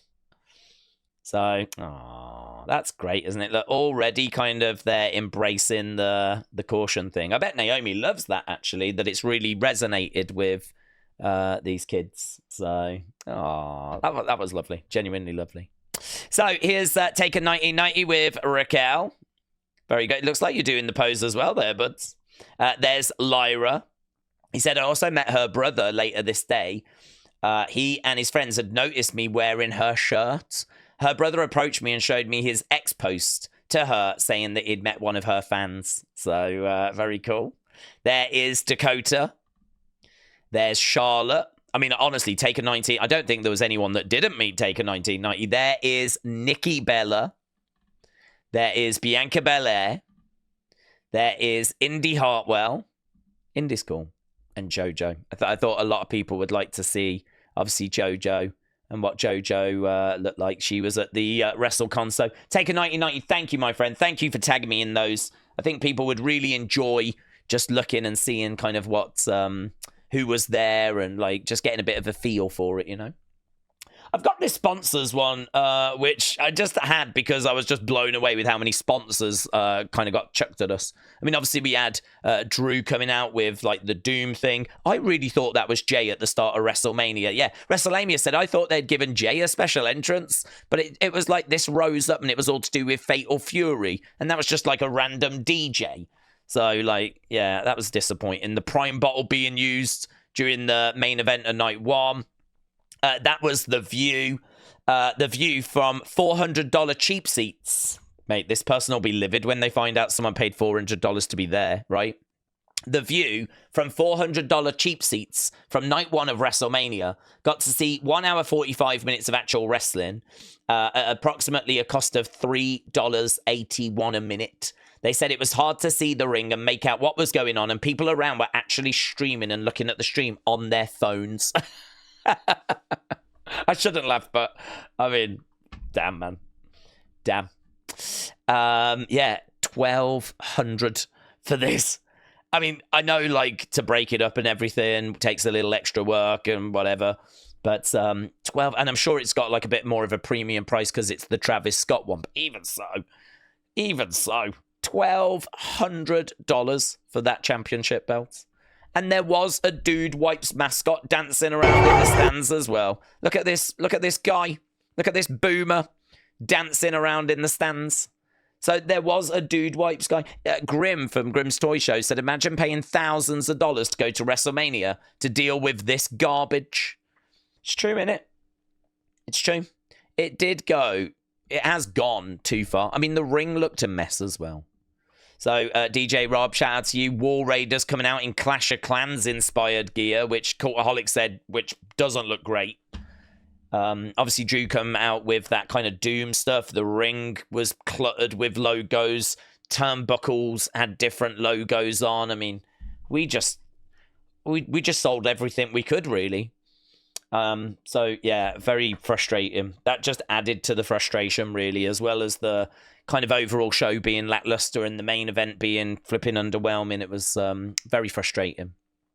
Let's go merch, shall we? Let's have a look at merch. Where's the merch one? Here we go. Just a few new bits and bobs. There we go. WrestleMania 41 exclusive Funko Pop John in his WrestleMania shirt. EO, Champion of the Sky shirts.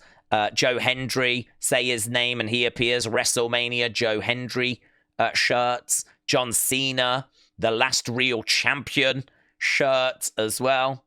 Here we've got Rusev, the return of Rusev on Raw, of course. So TGF 1983, thank you.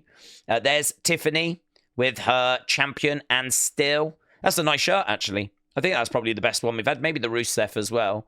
But that's a nice one of Tiffany. I think that looks really cool. New CM Punk shirt, which looks great as well, actually. That one might be the best one. I'd happily wear that out to a pub or a bar, or that looks great.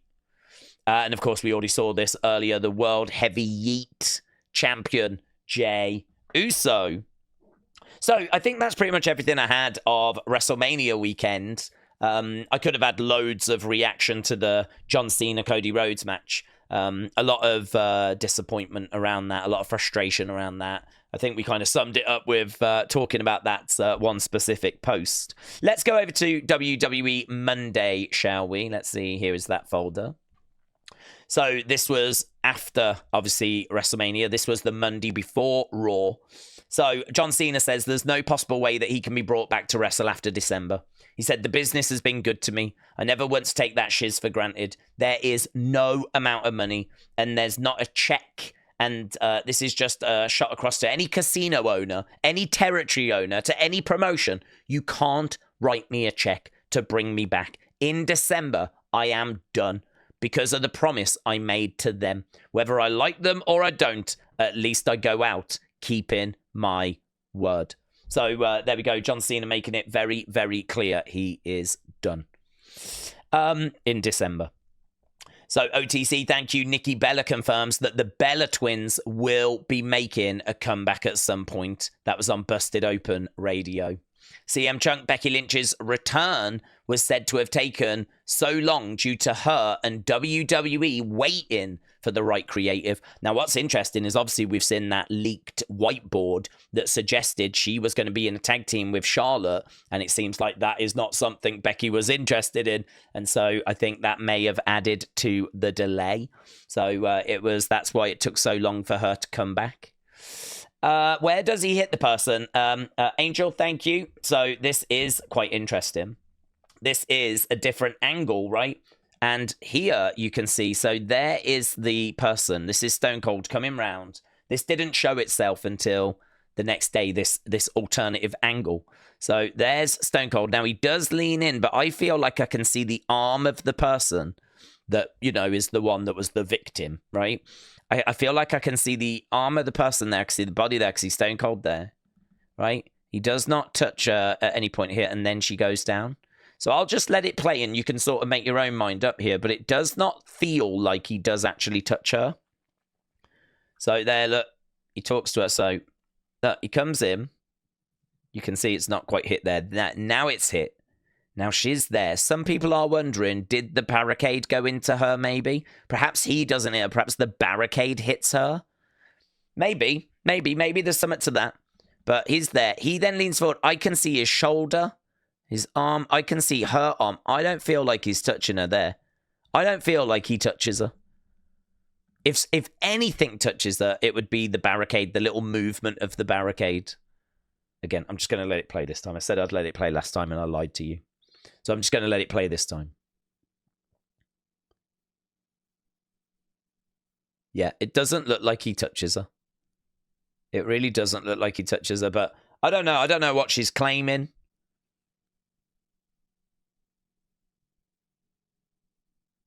There, look, he crashes. She goes down. Yeah, you have to make your own mind up there, but doesn't feel like he touches her, but maybe it's the barricade. Right, the trailer for WWE Unreal, of course, this was fascinating. This is WWE showing us behind the scenes, and I think that's the shot that someone has paused and they've had a read of the whiteboards, and that says WrestleMania, and it's got a lot of matches on it, right? A lot of matches, including Wyatt 6 against Judgment Day that we never got. Lots of behind-the-scenes stuff. This summer, we're actually going to see kind of Gorilla. We're going to see in the writing room. A few people are worried about this. A few people are worried that we're being shown a bit too much behind the scenes, but that for me is gold. I cannot wait for that personally. But yeah, let's go. Rhea Ripley, of course, suffering a black eye from WrestleMania 41. Edward, thank you. Heyman with an interesting comment. He said Braun Strowman goes up crying that he's not on the WrestleMania cards. And I tell him straight to his face, he's not at WrestleMania because he sucks. Did he get mad at me? Nope. He's just rolling with the punches. So Heyman saying he told it straight. I said to Braun Strowman, you're not at Mania because you suck. Heyman went off, man. He went off. He was going off on crowd members and everything, right? So Jay Bean, shout out to you. Right, according to sources, there have been conversations within WWE about rebranding AAA to WWE NXT Mexico. This is simply one option on the table as WWE considers AAA's future. That's being reported by cultaholic. This was pretty big news from PW Insider. Cathy Kelley has been training as of late at the Performance Center. She's been involved in promo class and in-ring training for some time now. The idea would be to potentially use Cathy as a manager type role should the company wish to go in that direction. So apparently she's been doing promo classes, in-ring training for quite some time. So that's from PW Insider. So don't know how people feel about that. But yeah, if they want to go in that direction, that's a potential option. So Davey, thank you. Here, Jeremy Borash will be involved in AAA's creative side on behalf of WWE. So Jeremy Borash going to be involved. So Cal, thank you. Yeah, and this was crazy. I mean, this interview from Carrion was everywhere. I don't feel a need to kind of have it in the folder because, I mean, I'm sure you've probably seen it by now. This is Carrion just going off, saying he should have been a YouTuber. You know, AJ let everyone down. But it seemed to be that he really started to shoot as well. I mean, I don't know that he did. I don't know if he was trying to make this his pipe bomb, you know. But apparently there's a little bit that got kind of cut out afterwards, like the clip that did the rounds. It didn't have this part of it, so check this. They leaked my fucking contract information online. I have no privacy, nothing.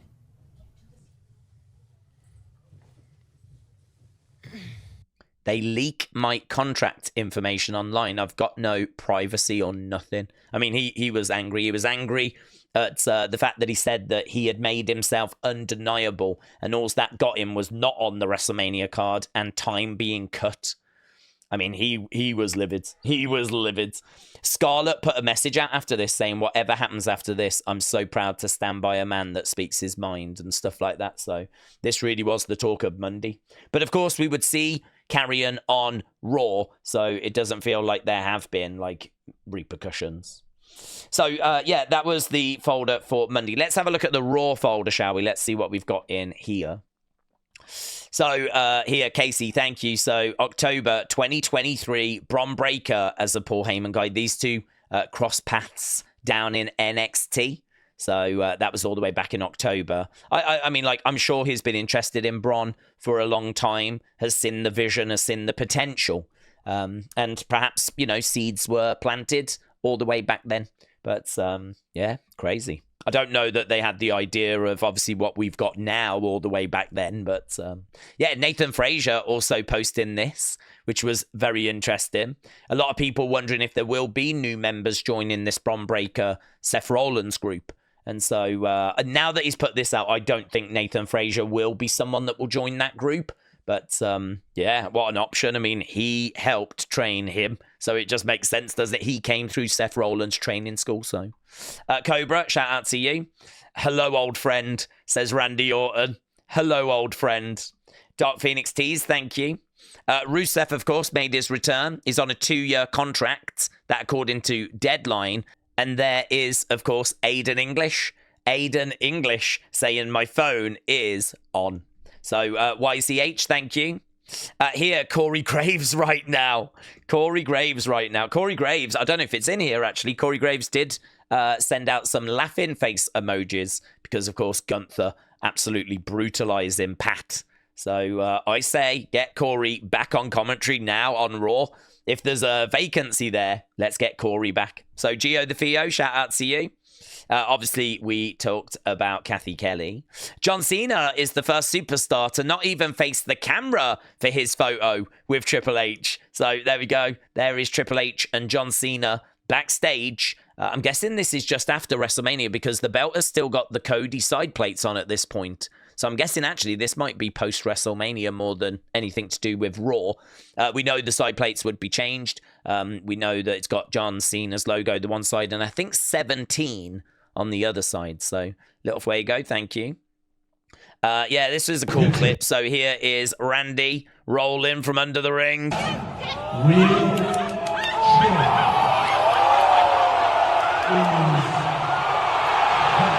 great reaction, isn't it?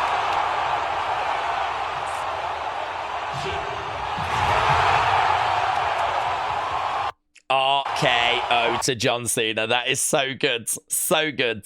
The new Paul Heyman guys, Bron Breakker, Seth Rollins, after Raw went off air.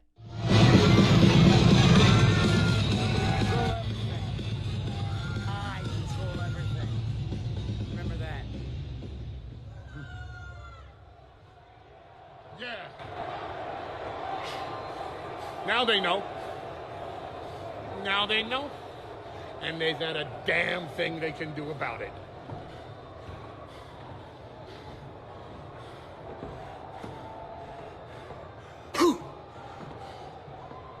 It's very exciting, isn't it? I really do like these together. Brady, thank you. So it looks like, according to Corey, it's still happening. The Wyatts. There's a draft coming up. There's a certain women's tag team that are currently holding the tag titles. So, yeah, it seems like the Wyatts are still going to be involved, potentially with Judgment Day and Liv and Raquel. And we're going to have to wait and see what we get on Friday, of course. Julia had that Raw debut patch on her boot, apparently. Well, I don't think this means she's called up. I just think they're classing this as her first appearance on Raw. Technically her Raw debut as a result. So it seems like she had that stupid patch on her boot. So, yeah, she was on NXT that we saw this week, obviously. OTC. So, yeah, I really agreed with this, you know. John Cena talking about Cody to the crowd. He said, "You heartless." You boo him on Friday, then you cheer him on Friday, then you boo him on Sunday. I say his name and the man that we all put on our shoulders last year because he's now finished his story. He now disgusts you. That's what's wrong with this. So John Cena letting the crowd know how he really feels. And this was interesting. So the way Roman and CM Punk look at each other after Raw went off air, they looked at each other like, I need your help, but I'm not going to admit it. So this is after Raw. You can see Roman on the outside. Punk kind of looking at him. Roman has a little look as well. It is kind of like, I need your help, but I don't want to admit it. I do get that vibe as well, actually. So these two kind of circling round. OTC, shout out to you. Nothing comes of this, of course, but where is this heading? Where is this going? Lots of people thinking it will be Seth and Braun against Roman and Punk at Backlash. A lot of people thinking there's going to be a third person that's going to join that group. Obviously, we saw Nathan Frazier earlier, but some people thinking it could be Ethan Page. Some people thinking it could be Austin Theory. Like, there's a few names that are kind of floating around. A Carmelo Hayes. Don't know. I don't think this story is close to being finished. We're just getting started on all of that, of course. So here, Rhea Ripley with the black eye, we looked at that. Of course, these two would lose those tag titles that they won at WrestleMania. So it was Becky's idea to return at WrestleMania, win the women's tag titles with Lyra, then turn on her the next night. The whole thing was Becky's idea. It was all Becky's idea. I heard about it in advance. Becky wants to come back. She wants to win the title, then turn on Lyra the next night. When I heard it, I was like, what? This is an absolutely horrible idea. But as it turns out, her coming back and winning the title, if you went on Twitter after that show, they all cheered Becky, but very shortly after, there was Becky Hogan posts, it's true. So they cheered her, but online, there was Becky Hogan, kind of making fun of her coming back and taking titles. I didn't know that her plan involved losing the title. I thought she was going to turn on Lyra as champions and then they would vacate them. But losing the title and turning on her, this all worked out perfect for a heel turn. It didn't for the Raw after WrestleMania, but she'll be a heel next week. So there we go. That's Brian Alvarez talking about that. Lyra said, take in every moment. Turns out you can lose a lot in 3 seconds. Short-lived, but it still happened. Lyra 2 belts at WrestleMania. So Raw, as we know, got 2.9 viewers on Netflix, which is a little increase, not loads. I think they would have liked more. I would have liked more to have seen more. 2.9 for the Raw after WrestleMania. And Lana was backstage at Raw as well. Yeah, so here we've got John talking about ruining professional wrestling and taking this title with him. So he says when that hits 0, which is the number of dates that he's got left, the professional wrestling timeline stops. This is one of the stupidest things, right? This is so stupid. And the reason why this is stupid is because John says he's going to keep this belt, and that when we get to the end of the year, he's going to take the belt with him. And then WWE are just going to have to create a new belt, and they're going to have to start a whole new timeline, and he's going to ruin wrestling as a result. Now, I don't know who is buying this, right? I don't know who is looking at this going, oh my God, John's going to ruin wrestling, right? The reason why I say that is because, and I've just made a note, I've just had a look back and made a note. I knew of times where wrestlers had to vacate the WWE Championship for various reasons. So I know that the belt Bruno had in the 60s, it's not been a completely seamless run all the way to now. There's been plenty of times where people have had to forfeit the belt, vacate the belt for various different reasons. So if John Cena, at the end of the year, leaves with this belt and then refuses, as a result, to defend the title, well, he will be stripped of it, which technically means he's vacated it, and we will just crown a new champion. Nothing gets ruined. Now, granted, you know, no one will have beaten him, but there are many examples in the history of this title where the champion that had the belt at the time was not beaten because of injury and various different things. So, for example, in 2015, Seth was champion, but he had to vacate it because he tore his ACL and his MCL whilst working a live show. We did a tournament to crown the new champion. So Seth wasn't beaten. He vacated it because of injury, and we just did a tournament and we crowned the new champion. 2014, Daniel Bryan was stripped of the title due to injury. We did a ladder match to crown the new champion. 2013, due to a controversial finish involving Daniel Bryan and Randy Orton, they said the belt was vacated. And so, you know, we had to find a way of then figuring out who the champ would be. Obviously, the whole mess of CM Punk winning the title in 2011, the summer of Punk leaving with the belt, that was messy. In 2009, Batista vacated due to injury. We did a fatal four-way to crown the new champion.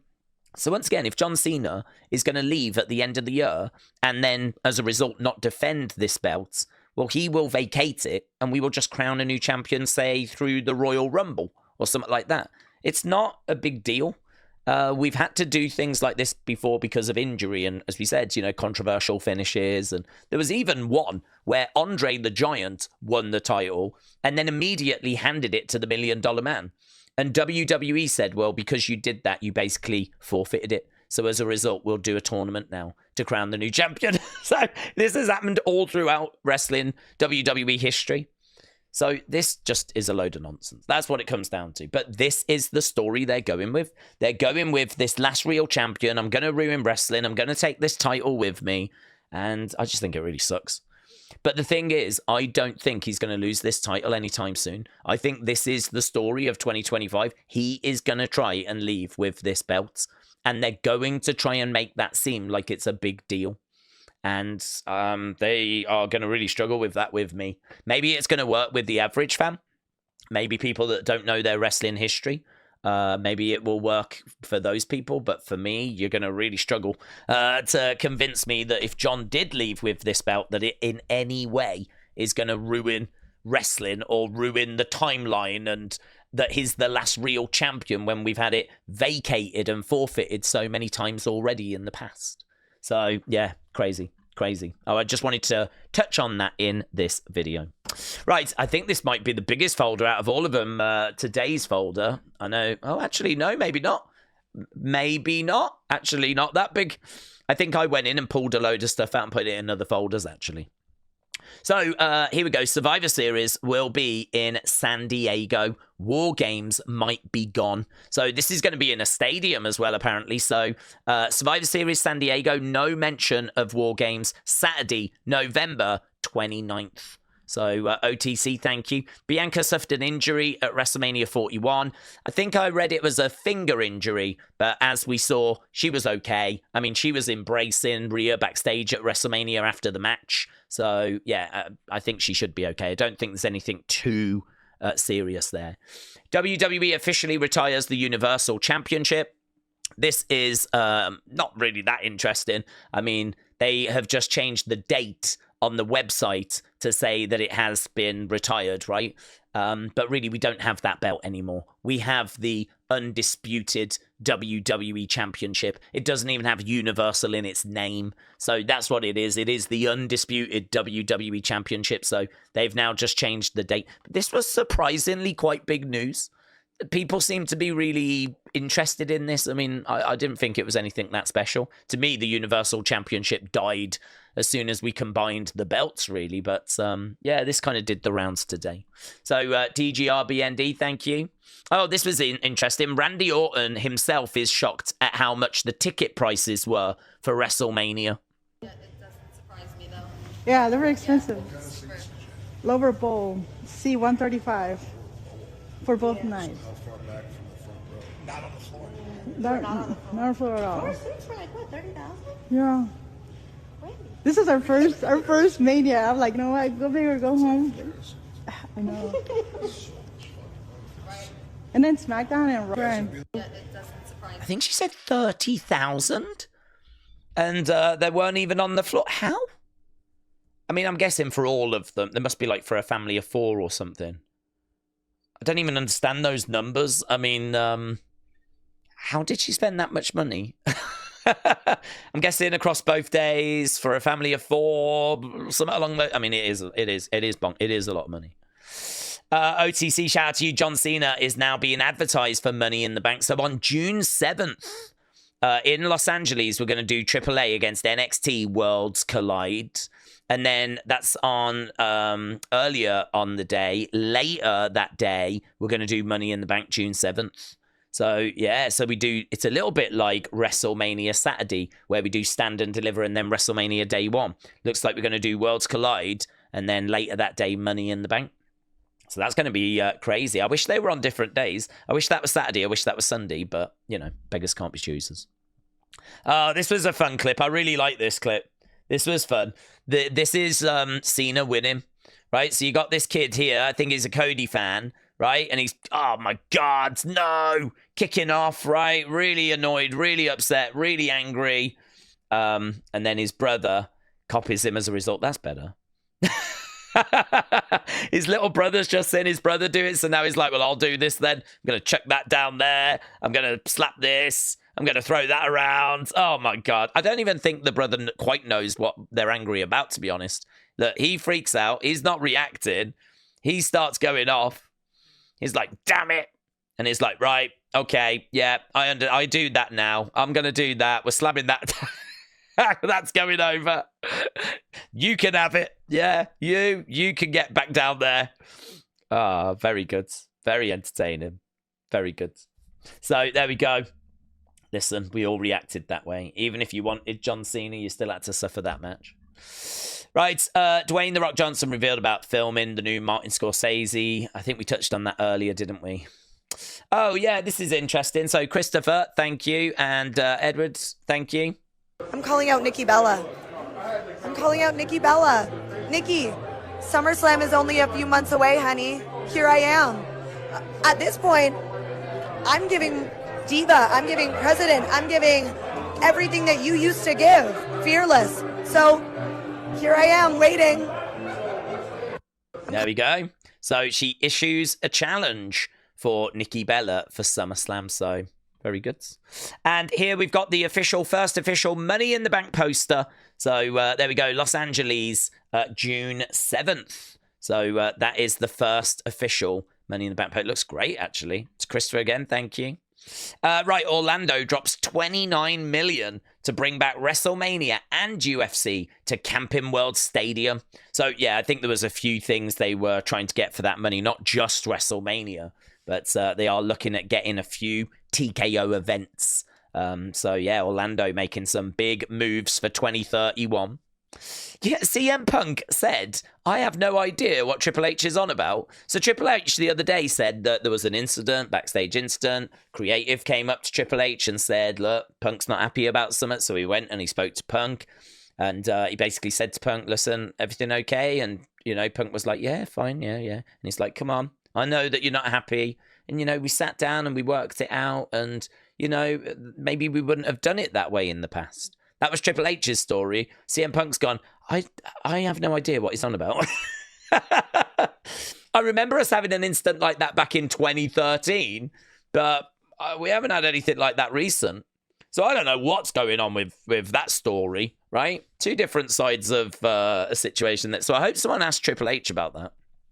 I hope someone gets some clarity from Triple H about that story.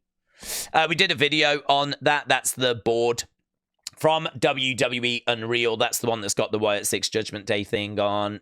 Bianca against Io. Bianca against Rhea. No sign of Io in that match. She was meant to be in a different match. She was going to be, I think, in the Becky Charlotte against Io Asuka match. It's a really interesting read. Okay, Tama Tonga is set to miss some time due to injury that might require some surgery. There's no return time known for Tama, and it's believed that LA Knight's attack last Friday was a way of writing him off. So sadly, it looks like Tama Tonga is going to be missing a little bit of time, may need to require some surgery as well. No update on specifics of the injury or anything at the moment from Corey. So Julian, shout out to you. And also John Cena confirmed he got a hair transplant. He said, I saw so many signs of bald spots. You guys ripped me for a genetic problem that I can't even control. So he basically confirmed that he did go and get a hair transplant, John Cena. Okay, let's go to the NXT folder. So, yeah, NXT tonight. We've got a few bits in this folder, not loads. So, here, the current setup was for just less than 2,000. They did manage to sell 1,800. Didn't sound like there was that many people there. Didn't really come across very well. The crowd seemed quite quiet, but they were probably tired as well. It's been a long weekend. But just thought I'd include that so you had an idea. I mean, that's the setup. Maybe as well it didn't help that maybe a chunk of people were over here, not as much around the ringside area. Not a great build-in for NXT, really, I would say. But listen, it is what it is. Joe Coffey says, a group of good soldiers. So there we go. That's Gallus Boys and good soldiers, of course. That's what Carrion said in that interview. He's like, I was told by Bill Goldberg to be a good soldier. Well, here's what being a good soldier got me. Do you know, it's really interesting. Carrion talking about not really rocking the cart and where that got him was released. Here's Gallus saying, well, look, we're a bunch of good soldiers. They can't even get on TV. Bayley talking about not wanting to like really rock the boat too much, having to decide when to push back against creative. And she's not made it onto WrestleMania. There is, I think, a lot of frustration that is around at the moment. And honestly, understandably so in some places. Yeah, it looks like Chase U are coming back. Ridge is like, pardon? Because he beat Andre Chase, and the stipulation was that Chase U had to disband, but we do have a little bit more clarity to that in this video. This is interesting. Roxanne takes the devil's kiss really badly, but it seems like she wasn't bending her knees, and actually Stephanie yells, bend your knees, right? If we skip forward here, right?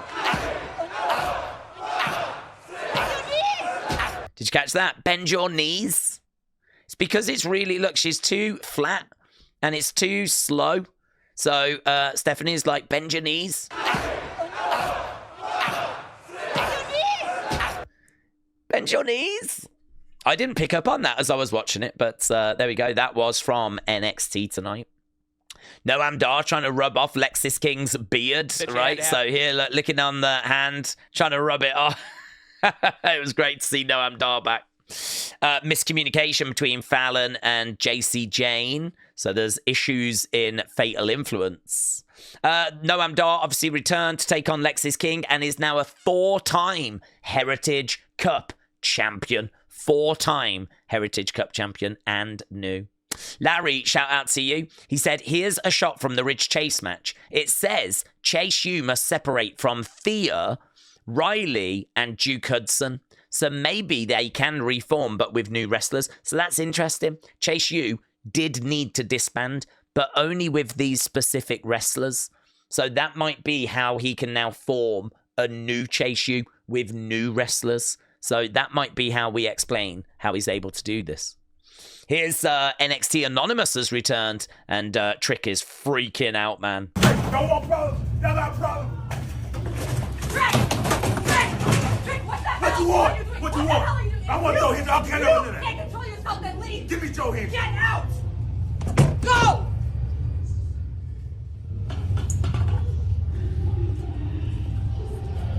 He was livid, man. I thought they really made Trick look like a goof. Honestly, I really didn't like how Trick came across on this show. You know, Joe Hendry coming out and being disrespectful to Trick. I mean, Trick's still a babyface. He hasn't turned heel. So having Joe come out and like blast him, I don't know. I didn't like it. I mean, if Joe wants to go and have a match with Oba, then just don't have Trick involved. But I don't know. Let's wait and see where this is leading to, shall we? Let's see where this is going. So that was the NXT folder. We are getting close. Look at that. This is the Sheik, age 30 in 1956, right? And I said, isn't that Johnny Gargano? It just is Johnny Gargano, right? Here, father and son combinations, Mr. Perfect, Curtis Axel, both winning the IC title. Rikishi and Jey Uso, father and son, winning the IC title. Eddie Guerrero and his kid Dominic Mysterio winning the IC title. So it's a lovely list. ARC Gaming, shout out to you. Here's Kevin Owens pulling his own card. There I am. There he is. He pulls his own card. And then the question comes up about how he always puts a little funny message on. And he's like, well, I signed so many, I just get a bit bored. So he actually writes a message. I love Titus O'Neil. There we go. And I do. He's a great guy. Wow. I love Titus O'Neil. So he added that one live on this Fanatics live stream. Edward, shout out to you. This is what people thought we were going to get on Raw. Look at that. That is... That's got to happen just once. Please, just once. Yeah? I mean, I need, like, fashionista Paul Heyman now. We've had the Advocate. We've had the Wise Man. Give me the fashionista. Here, Jey Uso gives these collectors a surprise, right? So here they are watching this. And they're yeeting away. And, of course, there he is in the background. Sneaks into the room with a camera crew. And a few people spots. There we go. They see the cameras and everything. They turn around and there he is, yeeting away. So I don't really get what this was. I don't really understand how they got this moment, but either way, I mean, I wonder if they were like VIPs or if maybe they were guests for Tops. I'm not sure, but there's a nice little surprise for them. Miss Clown, shout out to you. So yeah, here we've got CM Punk basically saying that he travels everywhere with a little tiny Bret Hart figure. So CM Punk, from an interview with GQ, said he takes this little Bret Hart figure wherever, and it is only small, but just as a reminder of what would Bret do. So there we go. He travels everywhere with this little Bret Hart figure. It's not like a big thing. It's only like a little one, but he said he keeps it in his bag. Jazz, shout out to you. ATV Off-Road Fury. This is a brand new PS2 game that's coming out. Look at that. Oh, so good. So good. Brian, thank you. Dwayne, turn up to work. Turn up to work, Dwayne. That was on Raw. Very good. There's Io with her parents. Look at him. This dude looks like a Bond villain. I love that for him. I love that for him. So I'm guessing that is Io's mother and father. But yeah, there we go. That is still bored at work, lol. That's the tweet that Drew posted, and it's up to 12 million views. 12 million views for this one that he did during the match. So there we go. Here, Mark, shout out to you. There's WrestleMania 39. There's WrestleMania 40. There's WrestleMania 41, or the goof of the group. It's just not going to be remembered fondly, is it? It's just not going to be remembered fondly. And, you know, that damage is done. Here, Spartan, shout out to you. What time are you coming? Picture of The Rock. What does that mean? It means I'm not showing up. Spartan, very, very good, my friend. Right, let's go. We've just got community and thanks, and we are out of here. What a video. Can we all agree that I'm a flipping hero? Yeah? This is going to come out at like over 2 hours. That is one hell of a commitment. The folders are going to be empty. We're going to be back to normal. What a hero I am. So, Metal Mama, shout out to you. Got a repost from Nikki Cross. Alicia Taylor responding to Wild Child Billy. Here we've got Sunny Wolf with some new pop vinyls, an EO and a Rowdy Roddy Piper and a Winnie the Pooh as well. Here, Carl getting a quote tweet from Chelsea Green. So Carl said, the two Chelsea haters on commentary together. What did we do to deserve this hell? And Chelsea said, horrific. I can't even look. So very good, Carl. There's Mark. He was at the NXT show. So excellent. Here's Dexter getting a really nice card out of a pack. And there's Mayor Pete. Mayor Pete was at the NXT show last night as well. So excellent. Excellent, excellent, excellent. Okay, let's do thanks and let's get out of here. So Hayden, Chris, Blake O2, Charlie, Wrestling Fan Since Day One, Johnny, Merguez, Antonio, Bradley, CM Chunk, Chris, Phantom67, Ajax, Huddle Talk, Big Bam, WWE Ethan. We got a couple of thanks folders. Where is the other one? There it is. Wrestle Night, Hayden, Wrestle Talk, Seth and Becky at the Hall of Fame. That's true. I did have that because we hadn't seen her at this point. Obviously, she comes back at WrestleMania. And Metal Mama, shout out to you. Shout out to all of you. So a big thank you to everyone that sent bits over. I mean, look, this video has gone over 2 hours, and I know not everything is in here. I've tried my best to go back and get as much in as I can. I think the only folder I wish was fleshed out a bit more was maybe WrestleMania Day 2, but there was just so much stuff that was coming through. I think we've definitely touched on a lot of stuff here. So I hope you enjoyed it. Appreciate you joining and watching and probably picking out bits and whatever. But yeah, we should be back later with Evolve, and we should be back later with a normal, regular episode of Unseen. Thanks for watching. Bye for now.